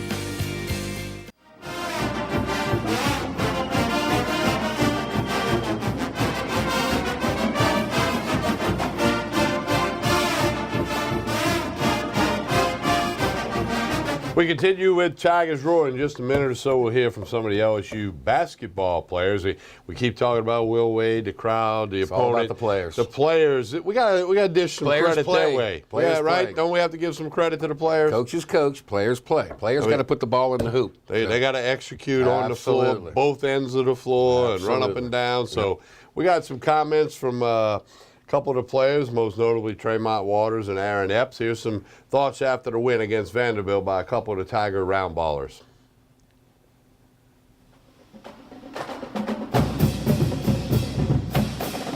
Got involved offensively by getting others involved. Did that kind of get you going offensively to create for everybody else?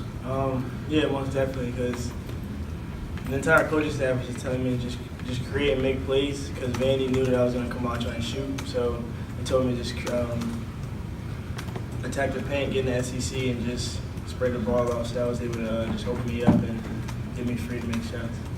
Trey, what did you see there at the end of, I think, y'all's last 4 field goals were all layups that you had. What did you see at the end of the game that opened it up so much for you?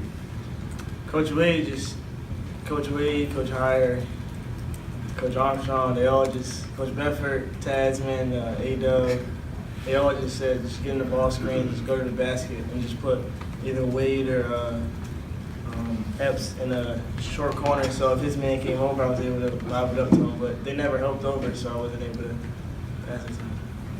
Is that right hand still hot, man? It seemed like late in that ball game, man. You were, it was easy. I couldn't make free throws late in the ball game. Wasn't that hot. What about the, well, I was talking about the free throw, but just the ISO, the one-on-one matchup, it looked like you were just kind of getting to the rack at will. It was just a read. In practice, coaches always tell me just to run the plays, because that's what I'm always looking to do, is just create and get into the paint. So it was just like the signature moment. They were switching, but the big was coming up really high, so I was able to just drive to the basket. That's all it was. Epps. Yeah, Wade said y'all had a little time to know that Dwight wasn't going to start and maybe be a little limited tonight. Considering he played such a huge role in the game at Vandy, how did y'all try to prepare and deal with them, without knowing maybe he's not going to be able to give you a whole lot? We just have to give it our all, basically. We just have to keep on going to the paint, and we just have to basically fill that void that WAP leaves for us. Coach kind of made not a joke out of it, but he said that WAP had a lot of rest. Well, he said it after the game, but he also said it before the game that Epps and Wade were going to start. So Wade was kind of shocked. So they kind of knew out gate that it was going to be their game, and I feel like they stepped up a lot and they contributed a lot. Tremont, tonight you broke Ben Simmons' record for most assists by a freshman. Assists are a stat you're allowed to be proud of. What does that mean to you? Good job, Ben Simmons, but it's just a moment in my life that my parents and I worked really hard on just creating my character into being a giver, so it just translates on the court. So whenever I'm playing basketball, I just try to pass the ball, and 159, I guess is the number, 160.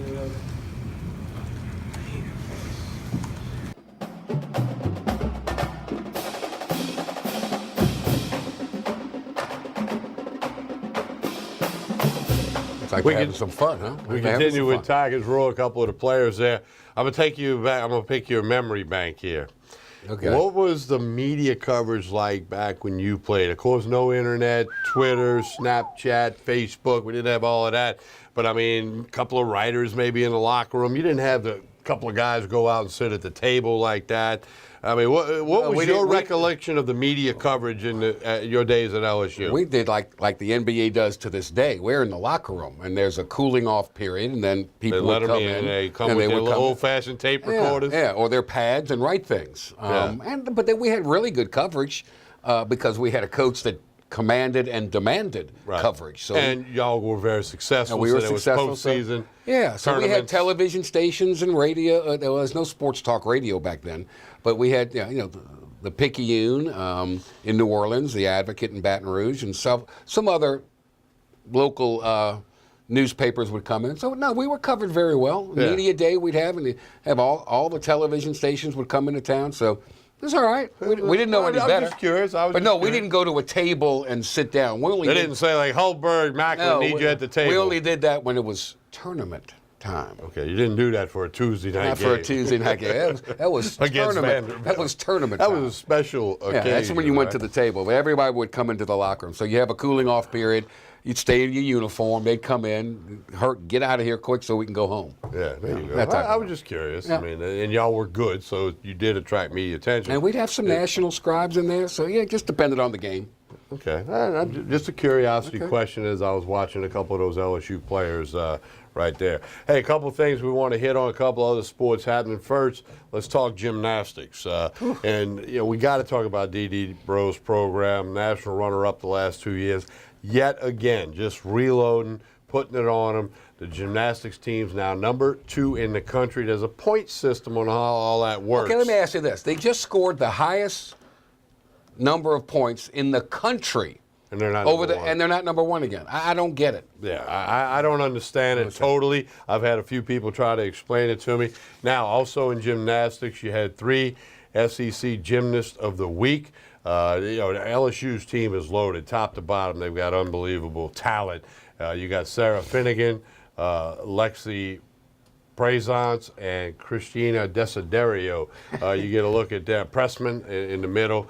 Gymnasts of the Week, 3 of the Tiger Gymnastics performers. And it's like we said before, it's like a different one every week has the great score and star. And then, of course, Hambrick, obviously the basis of that team. Softball, Beth Torina's team out to a 10-0 start. You line up 10 times, all you can do is win all 10. What's the difference between LSU softball and LSU baseball? Pitching. And Pitching. They're 10-0, heading out to the West Coast. They got 2 tournaments on the West Coast in a 5-day period. There they go, spending that money. They're going to spend that money, get out there and play some good competition. I'm so jaded. Before coming back home. So Beth Torina's softball team off to an incredible start again. You line up 10 times, you can only win 10 games. Upcoming. That was very prophetic on your part. Yeah, I'm amazing. Well, you are amazing. LSU baseball, Paul Maneri's team, again, tangling with UNO as we speak. But coming up for LSU baseball, the Texas Longhorns, who took 2 out of 3 from ULL in Austin. ULL had to get game 3 to save a little face over there. Texas is a lot better than Notre Dame, I can tell you that. And then Grambling into the box next Tuesday. So Paul Maneri's Tigers, an injury bug, biting them early. Pitchers can't throw strikes, can't get timely hitting. I've never seen so not many, a good recipe. I've never seen so many walks and so many hit batters. Yeah, that's just that's unusual. Walk is a half a run. Yeah. I mean, if you walk 4 guys, the other team more times than not going to have at least 2 They walk runs. 10. I know. I'm just. Yeah, I know. I'm doing the math here. Yeah. So you're not going to win games walking people and hitting people, and you got to get timely hitting. Of course, they got the 2 home runs that got them Salvaged. 1 win. Yeah. Well, it was the first game, but if you're Notre Dame, you feel like that one got away. So no doubt. Long way to go with baseball. Very long way to go. And in Long fact, season. We'll take a break, come back, and hear some comments from Coach Maneri and some of the players after some of the action that took place over the weekend against the Fighting Irish of Notre Dame with those god-awful helmets. I thought they were cool. Oh, my. They look like Come the on, Jordy. Golden Domers. Yeah, you also wore stars all over I your had no say basketball on that. jersey. I had no say in the design of things. But that's their mantra. That's football. They weren't playing football. They were playing baseball. Did they win 2 out of 3? They won 2 out of 3. Okay. We'll come back with some baseball stuff, Notre Dame style, after this pause. He is Jordy Hultberg. I am Tommy Chrysan. Spread the roar. You're watching Tigers Roar on Pelican Sports TV.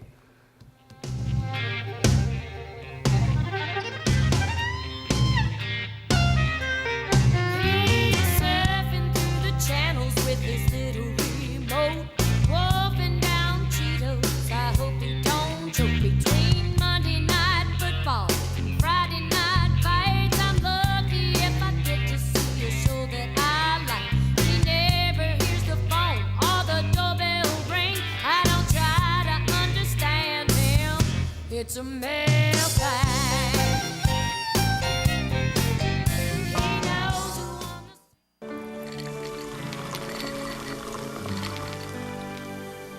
No one can stop me when I taste the feeling. Nothing could ever bring me down. Nothing could ever bring me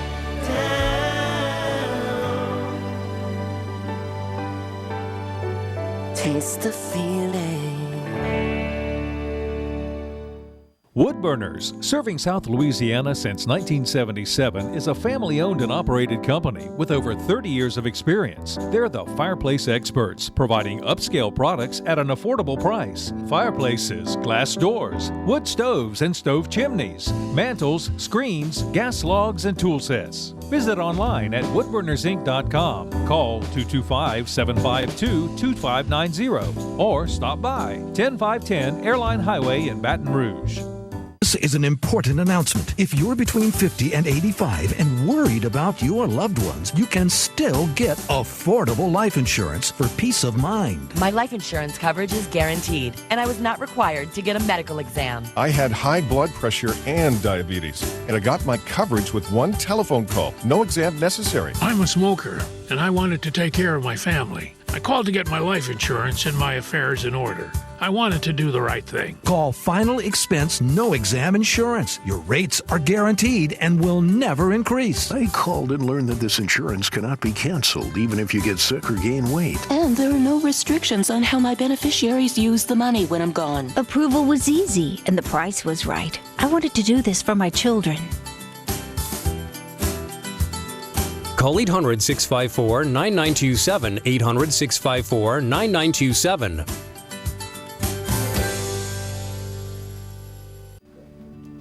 My name is Dr. Nicole Rogers, and I'm here in Old Metairie, Louisiana at Hair Restoration of the South, where your hair is our care. And I'd like to invite you to come and visit and discuss various options for treatment of thinning hair. These can include both medical and surgical options. You don't have to go straight to surgery. In the meantime, feel free to check out our website, hairrestorationofthesouth.com, and we look forward to seeing you soon. Cypress Lake Apartments are conveniently located off Segan Lane in Baton Rouge, a CLK multifamily management property. Come see this community, which has many amenities including swimming pools, fitness room, playground, and much more. 1, 2, and 3 bedroom apartments.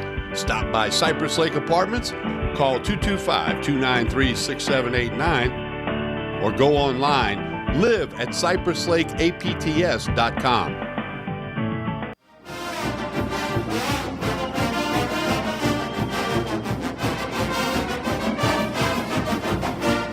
We continue with Tigers Roll. I want to take you back through last weekend. Notre Dame didn't have a winning record last year, 10-20 in ACC play, picked last this year. Time will tell whether they're pretty good, okay? But they took 2 out of 3. But let's back it up to the first game, which LSU did win with a couple of big home runs. Here's some comments after the first game, including Paul Maneri and the winning pitcher, Austin Bain, the Dutchtown product. Here's a recap of Game 1.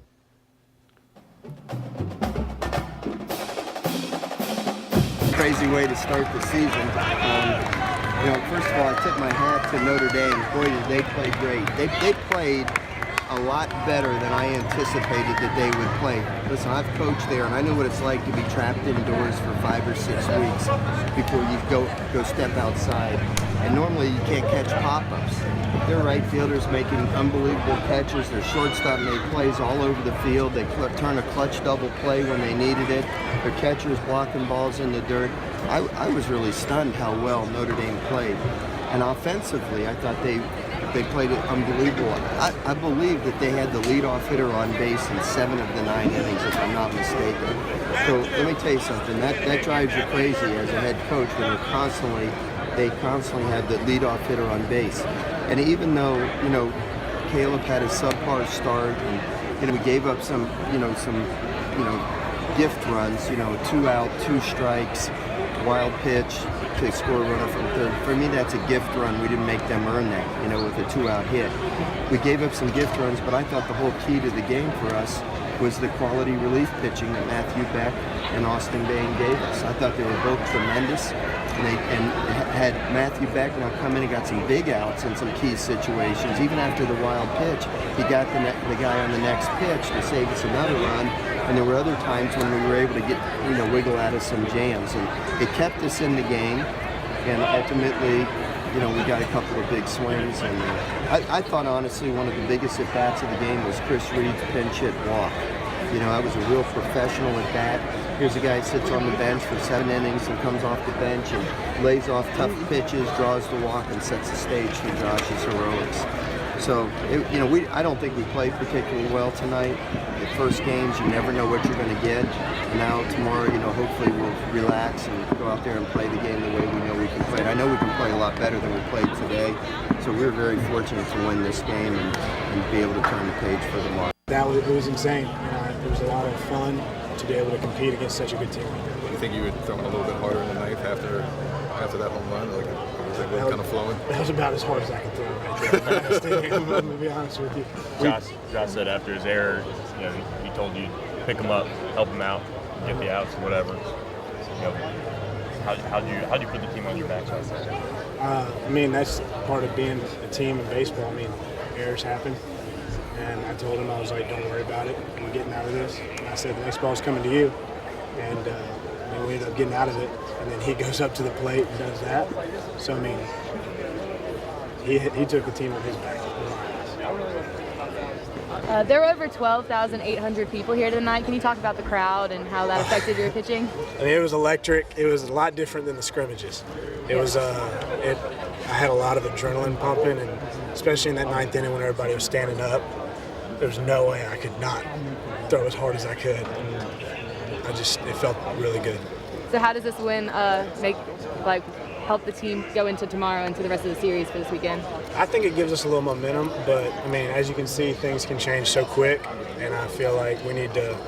Coach has this midnight rule where we can celebrate till midnight, and then it's a new day, new game, and so we're going to wipe it tomorrow, and it's a good notch on the record, but we got a game tomorrow to play.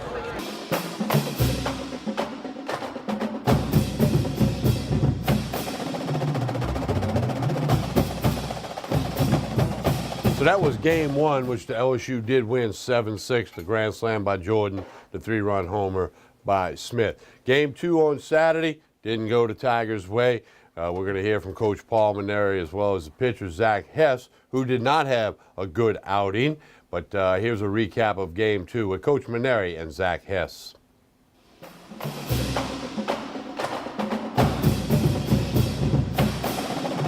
your vantage point, what did Zach struggle with tonight? Pretty much everything. You can't watch 6 batters, of course, and 2+ innings and expect to have a lot of success. It was just a rough outing for him, and nobody cares more, nobody works harder, prepares more than Zach does. He struggled tonight. He'll be the first, I'm sure, to admit that. And it dug us a big hole. It's 2 nights in a row we've gotten in a big hole, and tonight was just a little bit too much to dig out of. It looked like we were going to dig out of it there for a while. We got the game to a 4-run game and had 2nd and 3rd and 2 outs and just couldn't get that one more hit to get us really within striking distance there. And then fortunately they were able to tack on a couple there at the end and kind of took us out of it. But we just it's early in the year and we're trying to find out about different guys. We're seeing some really good positive stuff. I thought Trent Vintmeyer and Mikhail Hilliard gave us a lot of optimism. They shut them down there after the 3rd inning. We had 5 shutout innings in a row, and we're able to get ourselves back into the ball game. But you just can't make a habit of digging a hole that big every game and expect to come out of it. So hopefully tomorrow Todd Peterson will go out and give us a good starting pitching performance. And we've hardly had a lead the whole first 2 games. We didn't get our first lead until the bottom of the 8th yesterday, and we've been behind this entire game. So it kind of wears on you when you keep letting the leadoff hitter get on base and you know, they're battling like crazy, and every inning, you know, you're on pins and needles. So, you know, hopefully we can get off to a much better start tomorrow, and you know, get some leadoff hitters out, and hopefully we can get a lead and see if we can't hold a lead. Replay will show, but I thought he was out of the baseline, and you know, the umpire obviously didn't think so. So it's a judgment call. You kind of said early in the season that the goal for Zach is to have those quick innings, and like first inning I think was 24, second was 22, and it just like when that. How does that affect that pitcher when they're trying to start? How does it affect what team? If they're trying to start getting in a groove and they keep having those long innings. Well, obviously, you know, that's not the design of what you want him to do. You know, he's out there trying his best, and you know, they seem to always hit a lot of foul balls off Zach, which is no fault of his. You know, his stuff is so good that sometimes they can't square the ball up, and it causes them to throw a lot of, you know, pitches because of foul balls. But you know, if he gets ahead in the count, then he can try to get them to chase out of the zone. When it's always 2-2 or 3-1 or whatever, then you know, he throws balls in there, they foul him off, and he never really has the opportunity to pitch out of the zone. So he's just got to, you know, keep working and getting better, and I believe he will. How concerned is it for you to have Caleb and Zach start the season like this? Yeah, it's not the way I had hoped it, that's for sure. But you know, they're both veteran guys. They're both are tough kids, and you know, they're going to keep working and getting better. And you know, obviously every game's important, but you know, we got a long way to go, and those two guys are going to be very vital for us. So hopefully they'll, you know, the next time out they'll be a little bit better. Do you stress to the guys that you can't rely on the offense making a comeback each night? Well, yeah. I mean, it takes a great effort by everybody. You know, pitching, defense, and hitting. You know, we didn't give Caleb much help last night with our defense, and you know, tonight it wasn't so much defense. But you know, we're a team. Everybody, you know, has to chip in, and that's how you have a championship caliber team. For you, what kind of didn't feel right for you? What happened in his first 2 innings out there? You know, it was just one of those days. Just couldn't really get comfortable, couldn't really get settled in. My command just really wasn't there. I wasn't commanding my fastball whatsoever. And you know, when you pitch behind accounts like that, you're just setting yourself up to be in a hole. And you know, that's a good team. Notre Dame is a good ball club, and you know, they made me pay for my mistakes, and you know, they drove my pitch count up, and I wasn't really helping myself out there, and that's what caused me to leave the game early. So, I mean, this one's on me. Our guys played good enough to win the game, but I got to do a better job as a starting pitcher to put ourselves in a position to win that game. You and Caleb don't probably have your best outings for opening weekend. How do you guys kind of rally the troops with each other and come out stronger after games like this? Yeah, I mean, I think, you know, we just got to look ourselves in the mirror and decide, you know, we need to be better than what we've been. I mean, me and him, there's a lot on us, you know, to anchor this staff, and we got to do a better job than what we've done so far, and we both know that. And you know, I think for us, we just look at these 2 outings and you know, take them as learning experiences, and you know, kind of put them in your back pocket, learn from it, and just prepare to be better next weekend. So I think that's the mindset we're going to take with it. I know it's early, but anything, you know, preparation-wise, is going to change leading up to next week? No, I mean, my preparation, there wasn't anything wrong with it. I think it was just one of those nights where I wasn't commanding the fastball. So for me, you know, just coming out tomorrow, getting ready for next week, and you know, not going to overanalyze it too much. I mean, take what you can learn from it. At the end of the day, you know, it's one start out of how many ever you get, and it's a 56-game season, so you just got to take it in stride. What pitcher you having trouble with the most tonight? I think fastball command was just killing me the entire night. I mean, I wasn't pitching ahead in counts, and you know, our mindset here is, you know, you got to establish your fastball early on in games, and I wasn't doing a good enough job of doing that whatsoever, so I couldn't set up any of my off-speed pitches. So, I mean, they just ended up sitting on my fastball throughout the duration of the game, and I just kept pitching in holes. And then next thing you know, you're throwing 25, 30 pitches in an inning. I mean, you can't pitch like that, and I didn't do a good job tonight, and it's one of those things that I'm going to have to be better at next week.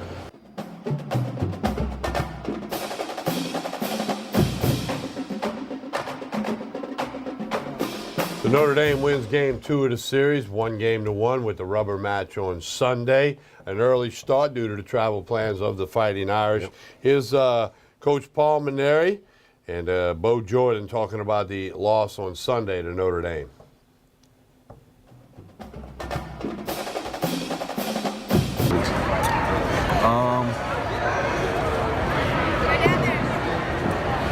Just not being focused, I guess. Not being prepared.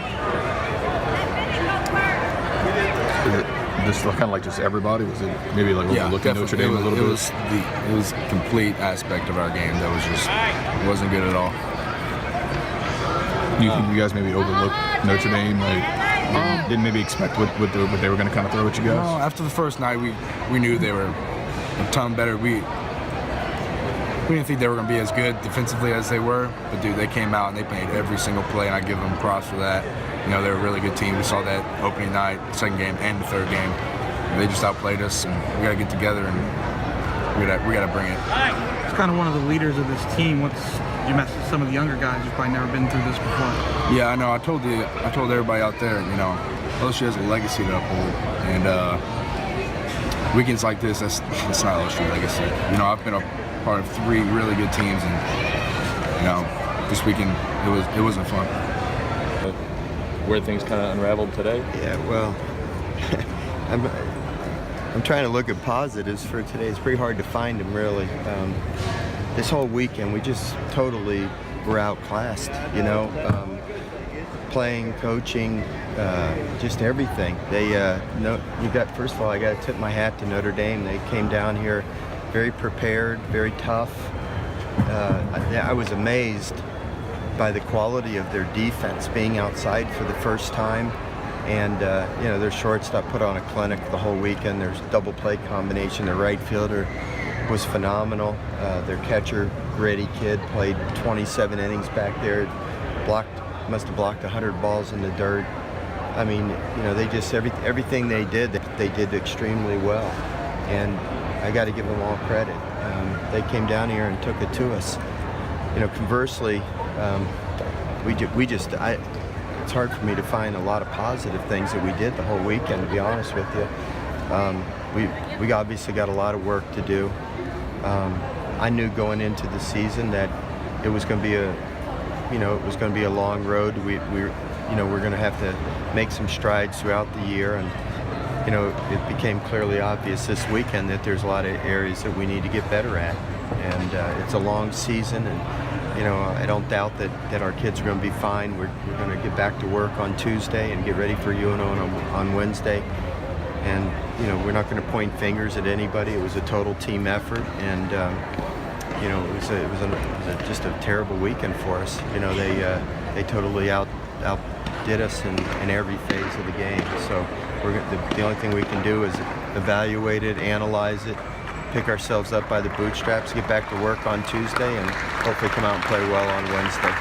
Strip throwing seemed to be kind of at the heart of everything. They were working counts and getting guys on base for 3 bases. It's not something that caught me off guard, because that's the way it's looked in practice. You know, we've just given up way too many free passes. You know, walks, hit batters. I don't know how many we had today. It had to be 10 of them at least. 8 of them only? Walks? No, walks and hit batters. Really? Okay, it seemed like more than that. 8's a lot, though. You know, and then, you know, our catchers did the best they could, but, you know, we couldn't throw anybody out stealing. We had wild pitches. I mean, they didn't need it because they played great, but we certainly gave them an awful lot of gifts over the weekend. And, you know, it all starts with on the mound. You know, we have to throw the ball over the plate. There's no defense against the base on balls. And I know the kids are trying, and I know Alan is working as hard as he can with those kids, you know, and they'll get better. And there's help on the horizon. You know, the 2 best pitchers that we recruited, you know, haven't been able to pitch for us yet. So we're just going to try to keep our nose above water and just keep playing hard and keep trying to get better. And hopefully we'll, you know, when Labus and Stores can join forces with us, that it'll make us better on the staff. But we've got to do better at throwing the ball over the plate and, you know, trust our defense that we can make some plays.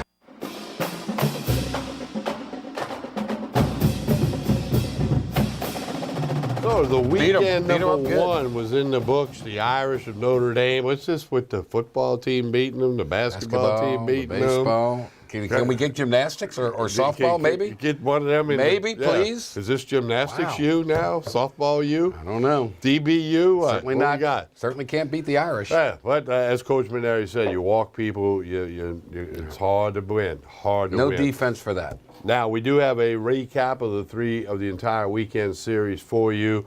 We can get a look at a lot of these new LSU players, a lot of names you're going to learn. Those of you that went to the box all weekend are already familiar with it. Here's a recap of the weekend series, LSU Notre Dame.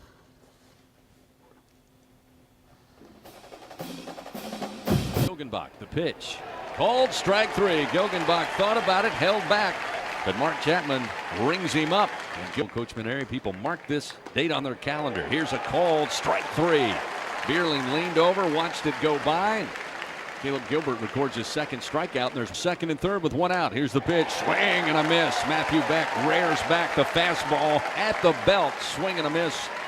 Down goes Gilgenbach, second strikeout of the night. And with one down, here's the 1-2, swing and a miss. Beck rings him up, 2 down. Lances back to second. Here's the 0-2 delivery. Outside corner, called strike on the fastball. The 1-2, smack, base hit into left field. Right by Cole Daly, rolling into second base, Duplantis. And with no outs, Zach Watson smacks a single to left, and runners first and second. 1-2 count to Bryce Jordan. The pitch, hit high and deep, laced to left field. This ball is gone. Grand slam, Bryce Jordan. And with one swing of the bat, they cut the Irish lead to 2. The 6th career home run for Bryce Jordan. After a year off due to injury, he gets another opportunity with the bases juiced, and Bryce delivers. It's 6-4. Notre Dame leads by just 2 runs. 0-2 the count to Podkul. The pitch, another called strike. This time he brought it down, Skip Bertman drive. So he'll stand in here, looking for his first hit, and it's a base hit. Just a check swing, bounces down the first base line into right field. Over in foul territory, picked up by Gilgenbach, but sliding in safely with a 1-out double is Bo Jordan. 1-1. This one hit a mile high into the air to right field. Down the line. Get up. This ball is gone. 3-run blast. Tigers take the lead. 7-6 on the 6th career home run for Josh Smith.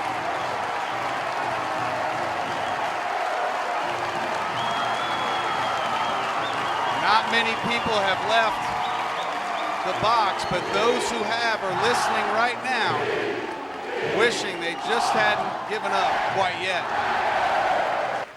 2-2 delivery. Swing and a miss. 2 outs, top of the 9th. The 1-2. Pulled strike 3. Struck him out. Tigers win. Tigers win. Come from behind victory in game 1. Using the home run to do it. A grand slam in the bottom of the 6th, a 3-run blast at the bottom of the 8th.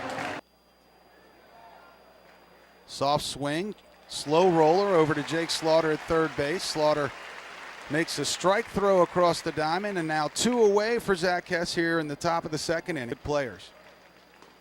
That slider catches the inside corner for a called strike 3. That'll end it. In last night's win. Oh, this yeah. one popped high and deep to left field. Giving chase is Jake Johnson, but he's going to put on the brakes, and this one will sail into the left field landing. So Bo Jordan let the brother get a home run last night. He gets one here in game 2, and the Tigers tie it up 1-1. That'd be fun to watch those 2 guys battle it out all year for the home run leader. That was a no-doubter. They should. Here's the 1-2 pitch. Swing and a miss. Got him to chase this one down in the dirt. And a great inning for Trent Vedmeyer. Strikes out 2 to end it. 3-1 pitch to Watson. Smacked hard. Hits the glove of Bierling, but gets through. Left side of the infield. Slow roller into left field. Duplantis wasting no time. Around second. Sliding safely into third. Runner goes. Watson. Hit and run. Base hit into right field. Coombs delivers. Duplantis comes in to score, and Watson easily makes his way to third base. Great call by the staff. Great Jordan after the walk down at first. Here's the 1-0. Smacked and gets through. Base hit left center field. Past the diving Cole Daly. Coming in to score is Watson. Throw coming in late. Coombs able to cross home plate. All of a sudden, they've cut the lead in half. It's 8-4 Notre Dame. showing bunt laid down by Myers at the bottom of the order, and Finman able to pick it up and fire a strike over to first. Webb had to roll into the dirt after making the catch, but he kept his foot on the bag after catching the ball. At the 1-2 swing and a miss, struck him out for his first hit of the season. And again, we'll pop this one up to center field. Going over is Myers as it sails into right center. Deep in center, he'll haul it in. Tagging up is Coombs from second. Makes his way over to third. 3-1 pitch. Hit into the air down the line in right. Coming over, long run for Gilgenbach in foul territory. Able to make the grab in foul territory, but was it deep enough? It was. The throw to second not in time as Jordan beats that out, and Coombs tagged up from third to come in to make it an 8-5 ball game. So Watson coming over, and they run into each other, but Watson holds on for out number 2, and the runners have to stay put. Good news is Cabrera hops up. Looks to be all right. The 2-2. Yes. Breaking ball, swing and a miss. Johnson goes right through it. 35 pitches. 2-0. Ground ball hit to short. Smith scoops it up. Throws to first in time, and that will do it for the Irish. So Hilliard gets out of there with no damage done. 2 count with 2 down, bottom of the 9th. Here's the pitch, swing and a miss. Watson again couldn't find it. Pitch inside from Cole Kmet, and Notre Dame has evened up the series here. Here's the 2-2 pitch, swing and a miss. Right through it. Peterson starts the game with a strikeout, 1 down here in the top of the first inning. While we have on Friday night, Nick Coombs behind the dish last night. Ground ball hit to second. Broussard flips. Smith relay to first in time for the double play. Of third base. 2-2 called, strike 3. Daly down on strikes for the second time today. The offering right back up the middle. Base hit just left of second base. Lamanna gets the green light. Throw from Watson coming in. A little up the line. The tag applied. And he's out at the plate. Beautiful throw by Zach Watson from center field. Winds and delivers. Ground ball chopper towards second base. Bounces over the bag. Base hit into center field. So Bryce Jordan, 2 superb back-to-back plays. 1 at home plate as the catcher. Grounded out to first base his first time up. Lost this one into the air to left field. Jake Johnson having to go back 1 step on the warning track. He'll make the catch, but tagging up and coming in to score will be Bryce Jordan. And for the first time this weekend, LSU takes an early lead. Had a base hit his first time up, steps up, line drive, second baseman Broussard grabs it out of the air, throws to first, double play. And the 1-0. Here's Cabrera. Ground ball hit towards third. Nice backhand by Reed. Throws across the diamond in time. Smooth play by Chris Reed at third base. Ryan Morrell delivers first pitch down the line. Going to drop into fair territory in left field. Jordan around first. He'll have a stand-up double to lead things off here in the bottom of the 5th inning. Before it could come out of my mouth, about to say, how about Bo Hustle get something started here to score some runs. Here's a ground ball. Gets by the third baseman into left field. Bo Jordan will have to stop. He held up momentarily. Goes into third. Brant Broussard, though, around first and into second base. Hustle play from Broussard. Now runners second and third for the Tigers. Webb, the pitch. Ground ball towards second base. Going to be scooped up by Daly. Steps on the bag. Throws to first in time for the double play. Jordan, though, coming in to score to make it a 3-2 ball game, but now 2 outs here. Georgia Bulldogs. Here's the 2-2. Swing and a miss. This time, breaking ball brings Gilgenbach to his knees. Day 1 for 1. First pitch lifted high into the air. Monster shot, a no-doubter into the left field landing. And Bo Jordan with his second home run of the season gives life to this crowd for the second time today. Make it a 6-3 Notre Dame lead on the solo home run from Bo Jordan. Another no-doubter off the bat of Bo Jordan. Close to that series. 1-2 pitch, swing and a miss. Nick Bush, pretty effective work here in the top of the 8th inning. Duplantis, the 0-2 pitch, swing and a miss. Got away from Lamanna, but he'll throw down to first. And Notre Dame, the first team since Texas to win a series against the Tigers to open up the season here at home as they take game 3 and the series 2-1.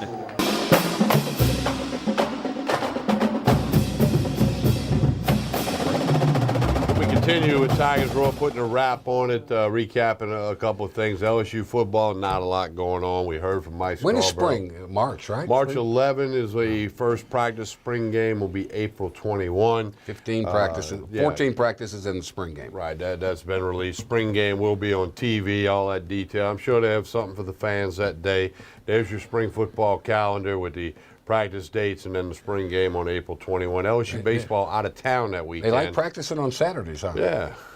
Saturday, that's when you play football. But they play Miami on a Sunday to open the season. But anyway, and then, of course, basketball at Georgia on Saturday, at South Carolina next Wednesday, back home for the regular season home finale against Mississippi State on Saturday, March 3. Fighting Will Wade's. The 10-point win over Vanderbilt. 7-8 in league play.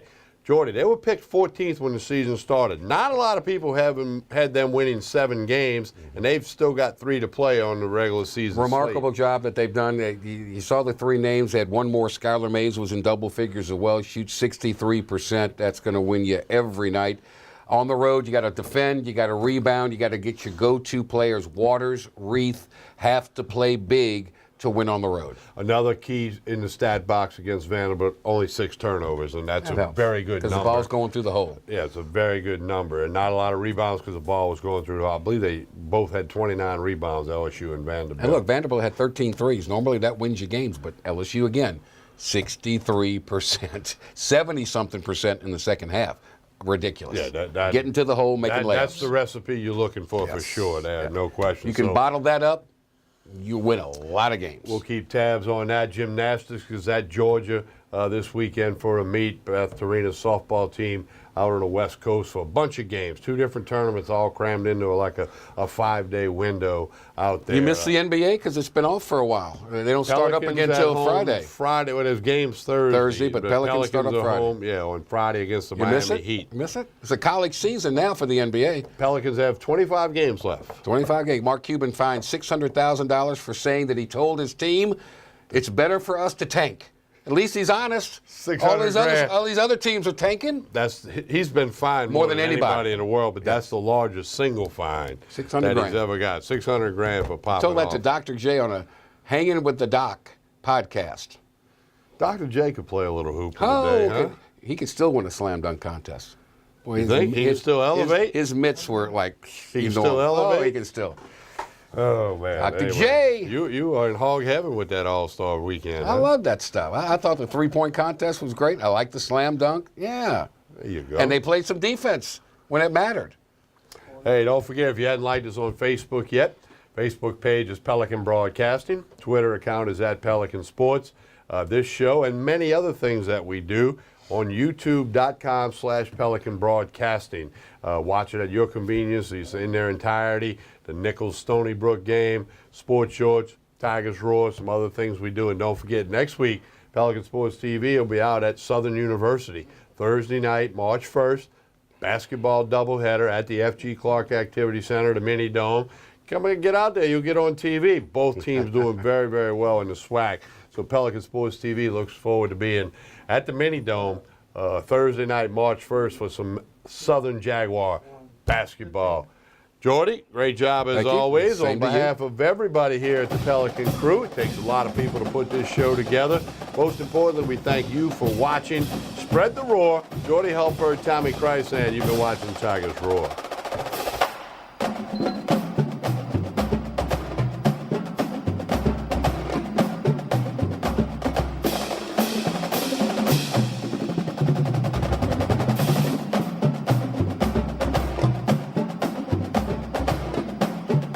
This is an important announcement. If you're between 50 and 85 and worried about your loved ones, you can still get affordable life insurance for peace of mind. My life insurance coverage is guaranteed, and I was not required to get a medical exam. I had high blood pressure and diabetes, and I got my coverage with one telephone call. No exam necessary. I'm a smoker, and I wanted to take care of my family. I called to get my life insurance and my affairs in order. I wanted to do the right thing. Call Final Expense No Exam Insurance. Your rates are guaranteed and will never increase. I called and learned that this insurance cannot be canceled even if you get sick or gain weight. And there are no restrictions on how my beneficiaries use the money when I'm gone. Approval was easy, and the price was right. I wanted to do this for my children. Call 800-654-9927, 800-654-9927.